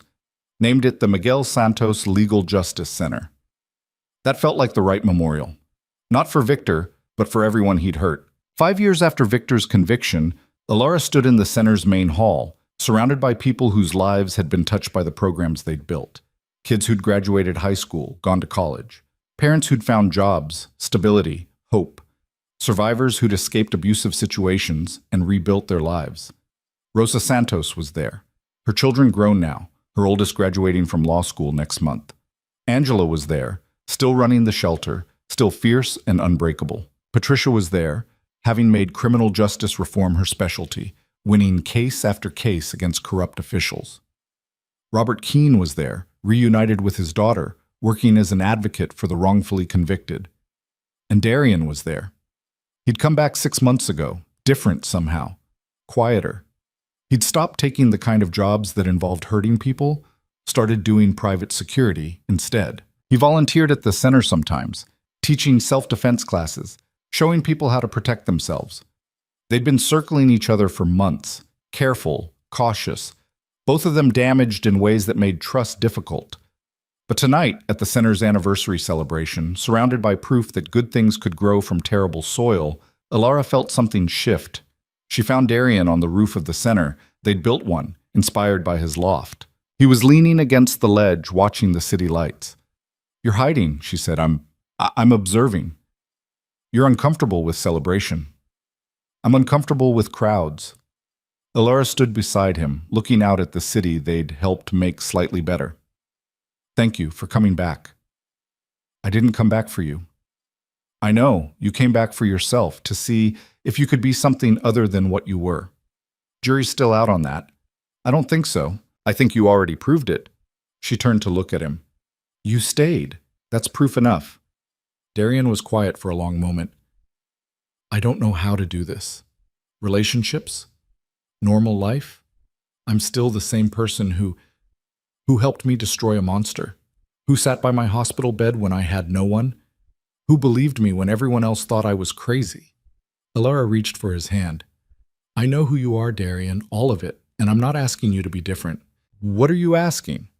"To stop running, to see what happens if we both just stay."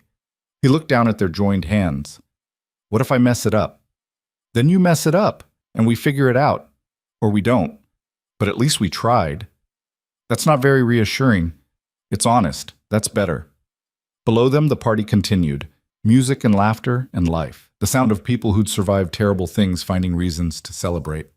Darian's hand tightened on hers. Okay, we'll try. We'll stay. We'll see what happens." Alara felt something unclench in her chest, a tension she'd been carrying for so long she'd stopped noticing it. "That's all I wanted to hear." They stood there as the sun set, two broken people who'd found each other at the worst moment and somehow made it to something better. Not perfect, not healed, but alive and fighting and choosing every day to keep building instead of breaking. And far away in a cold prison grave, Victor Halden stayed buried and forgotten while the people he'd tried to destroy built something lasting from the ashes of his empire. Justice had been slow, but it had come, and it was enough.